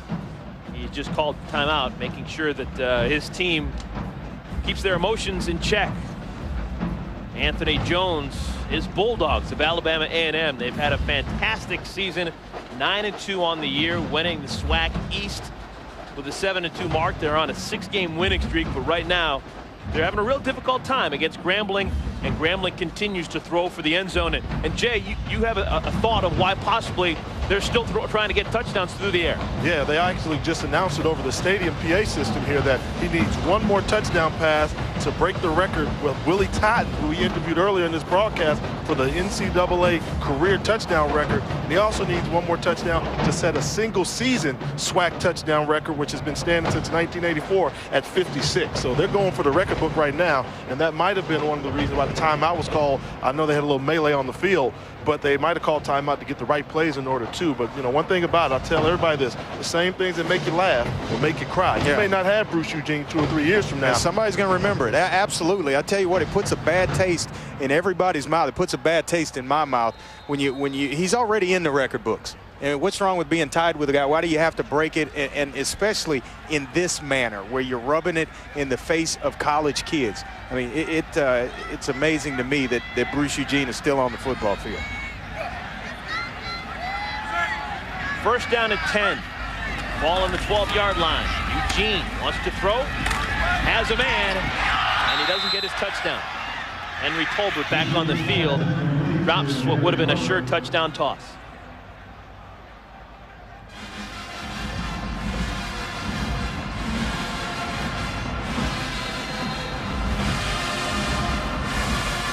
We had a couple of ejections.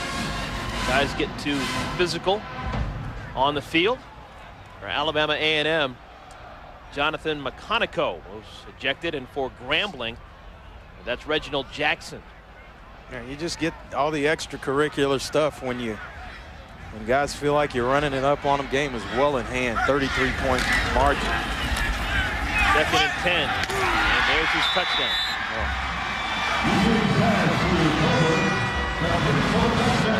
So Bruce Eugene is the new all-time Division I AA touchdown pass leader. He passes Willie Totten, so he is now the SWAC leader and the Division I AA national leader.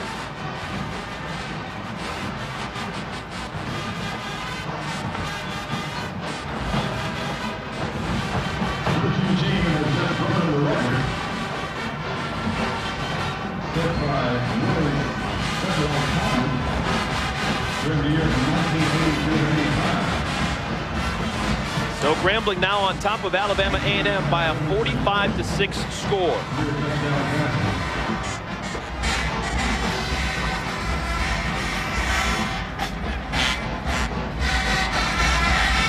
And they fake the extra point.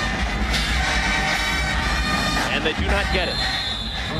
So Grambling will have to settle for a 39-point lead. Bruce Eugene and the Grambling Tigers, they had 45-6.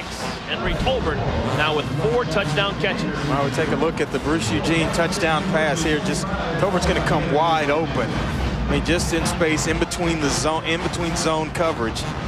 And boy, it's just a nice little flip, a little throw, and a little catch. We can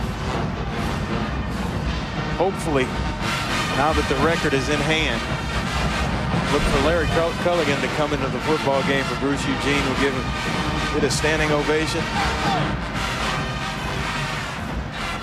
Watch our next guy.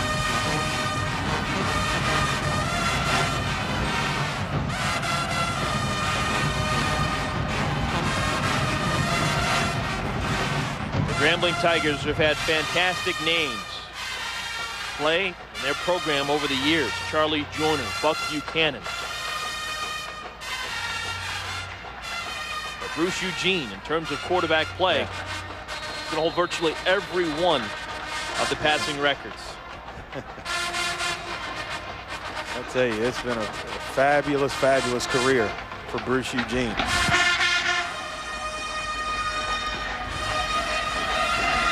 Bouncing kickoff, picked up at the 5-yard line. And down at the 26-yard line, Alabama A&M, they will start there after the return by Stephon Tucker. Tonight at 8 Eastern time, college football's most prestigious award is handed out on ESPN. Heisman Trophy presentation presented by Capital One. Tonight at 8 Eastern, followed by the premiere of Code Breakers. A lot of thoughts that it's Reggie Bush's trophy to take home, but it's still fun to watch just to see the raw emotion when everything is announced. You know, you never know until it's announced. And you're just kind of sitting on pins and needles, and you really don't know. Everybody, you know, you don't know how a guy votes. And that's why it's such drama and build-up before. First down carry. Picks up a couple of yards for Alabama A&M. You ever been in one of those situations where you thought something was a slam dunk and it didn't work out that way? Sure. Yeah. Tune in tonight. You know something we don't know. No. I don't know. Friend. Okay. I don't know anything. I'm serious. I don't know anything. But I tell you, it's never a slam dunk. When you think it's a slam dunk, that's when you get thrown the curveball. You're thinking, hey, I'm waiting. I'm going to sit on this fastball. And all of a sudden, he throws you the off-speed pitch. You're swinging way ahead of time. If history shows us anything, it's been a quarterback's reward to win over the last number of years. Last year was Headliner. The year before was Jason White. I did vote for Charles Woodson the year he won it as a defensive back. So Nick Luke with that carry. He is pushed down after a gain of 13 yards.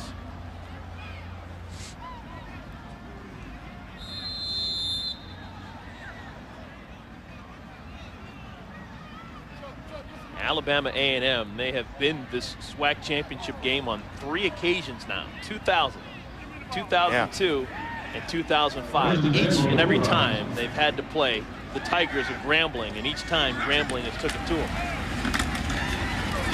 They own them right now. But this is a young Alabama A&M football team. They will be back next year. Quarterback Kelsey Luke is just a sophomore. They only start one senior on offense. You look at the defensive side of the football, Fred Solomon is the only senior starter along with Corey Harden. Actually 2 starters on the defensive side of the football that are seniors. So they've got a lot of talent coming back with the exception of 3 guys total on offense and defense. So look for this Alabama A&M team to make some noise next year. Another carry, Nick Luke right up the gut. Short gain for the junior, the transfer from University of Alabama, just up the road in Tuscaloosa. There's Grambling, the Tigers. Yep. Getting ready to celebrate SWAC championship number 21. Now you're talking about seniors. That's a fine shot there. Seniors playing probably their last game of football, and that's the realization that you come to when you're involved in college sports. You reach the end of your senior season. 2nd and 8. And the carry goes to Nick Luke, and he picks up a couple of more. And Jay Walker is standing by with some SWAC royalty. Jack, who are you with? I like that term, SWAC royalty. Commissioner Robert Vowles, you're basically our host here for the weekend. Another successful SWAC championship game. Absolutely, a 2005 SWAC championship. Football season is nearing to an end, but we have a champion in Grambling, and we're going to move forward to 06. When you talk about this, we mentioned earlier in the broadcast that a lot of teams, nobody from your conference can go to the 1AA playoffs. Have there ever been any hint on possibly allowing some teams to become playoff eligible? Well, I mean, technically we can still have one, but because we have the Bayou and the Turkey Day Classic that begin after the playoffs, it's going to be a tough challenge for us to do that. When you talk about a guy like Bruce Eugene who sets all his career marks, got to be good for the conference. I mean, huge. The exposure, the branding. Bruce Eugene has been the epitome of SWAC football. Commissioner Vowles, thanks for all the hospitality here in Birmingham, Alabama. Always good seeing you. You know that, don't you? Take care. Right, fellas, back to you. Thank you, guys. Yeah. I tell you, I talked to Coach Melvin Spears. He talked about hitting the recruiting trail here in Alabama and then you know, some other states. He gets around. I mean, they get kids from everywhere. You look on the roster, they're from Mississippi. You talk about all over Louisiana, Dallas, Texas. Gets down into Texas. Boy, he's got a busy itinerary coming up. But I tell you, he leaves no stone unturned in terms of finding fine young men to come into that Grambling State football program and perform. Clock continues to move as Travis O'Neal with that carry. Well, this is history for Melvin Spears. This will be his first SWAC championship. He took over 2 years ago, replacing Doug Williams, who left to take a front office spot with the Tampa Bay Buccaneers.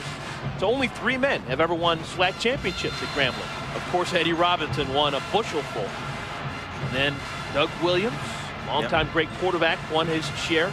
Well, Melvin Spears. Talking to Melvin Spears, he feels like, you know, you're going to be judged on championships, not, you know, how many 8 or 9 win seasons you can put together, and you're judged on championships. And when you get here, you exhaust everything you have to win the football game because you don't know when you're going to come back. But he will spend time building. Brandon Landers and Larry Kerrigan will go at it in the spring. Landers will go in as the 1A part of that quarterback duel. But, you know, there will be some other talented youngsters added to this Grambling State football program. And that man right there will lead them in a very positive way. Yeah, they're getting ready with the Gatorade shower. He's got a nice jacket on. I don't think he wanted to get that don't too ruin wet. my good stuff, man. My nice jacket, my nice suit. 3rd down and 2. Luke wants to throw. Pass is incomplete at the feet of Tim Robinson, playing his last couple of snaps as a college player. Tim Robinson, one of the few seniors on offense. They're loading up for coach anyway. I mean, you talk about, hey, exhaust everything you have. Well, you know, we get to reward ourselves a little bit when this thing is final.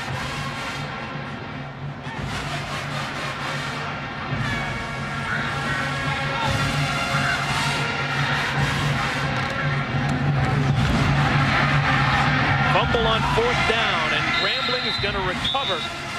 And that's going to do it for Alabama A&M and their chances to pick up another score against the Grambling Tiger defense. Grambling, they outscore Alabama A&M 33-0 in the second half. And Bruce Eugene's going to go out and take the final couple of snaps of his college career. And you'd imagine he'd just take a knee, and Evan will be on their way. Congratulations to Bruce Eugene. The numbers speak for themselves. 472 passing yards. He was as advertised, an electric performer. Better than advertised. You talk about the anticipation that you have to have as a quarterback. Well, Bruce Eugene has it. He sees receivers coming open before they actually plant the foot to make a break, and the ball is in the air. And somebody got the Gatorade bath. I think you got the Gatorade and the bucket. They clubbed him over the head with it. They're going to need the trainers down there. And Bruce Eugene takes a knee. And congratulations to the Grambling State Tigers. They win 45-6. That is their 21st SWAC championship. And Grambling now, they just need to wait for the final polls to come out, and quite possibly they can pick up their 13th Black College National Championship. It's between them and Hampton.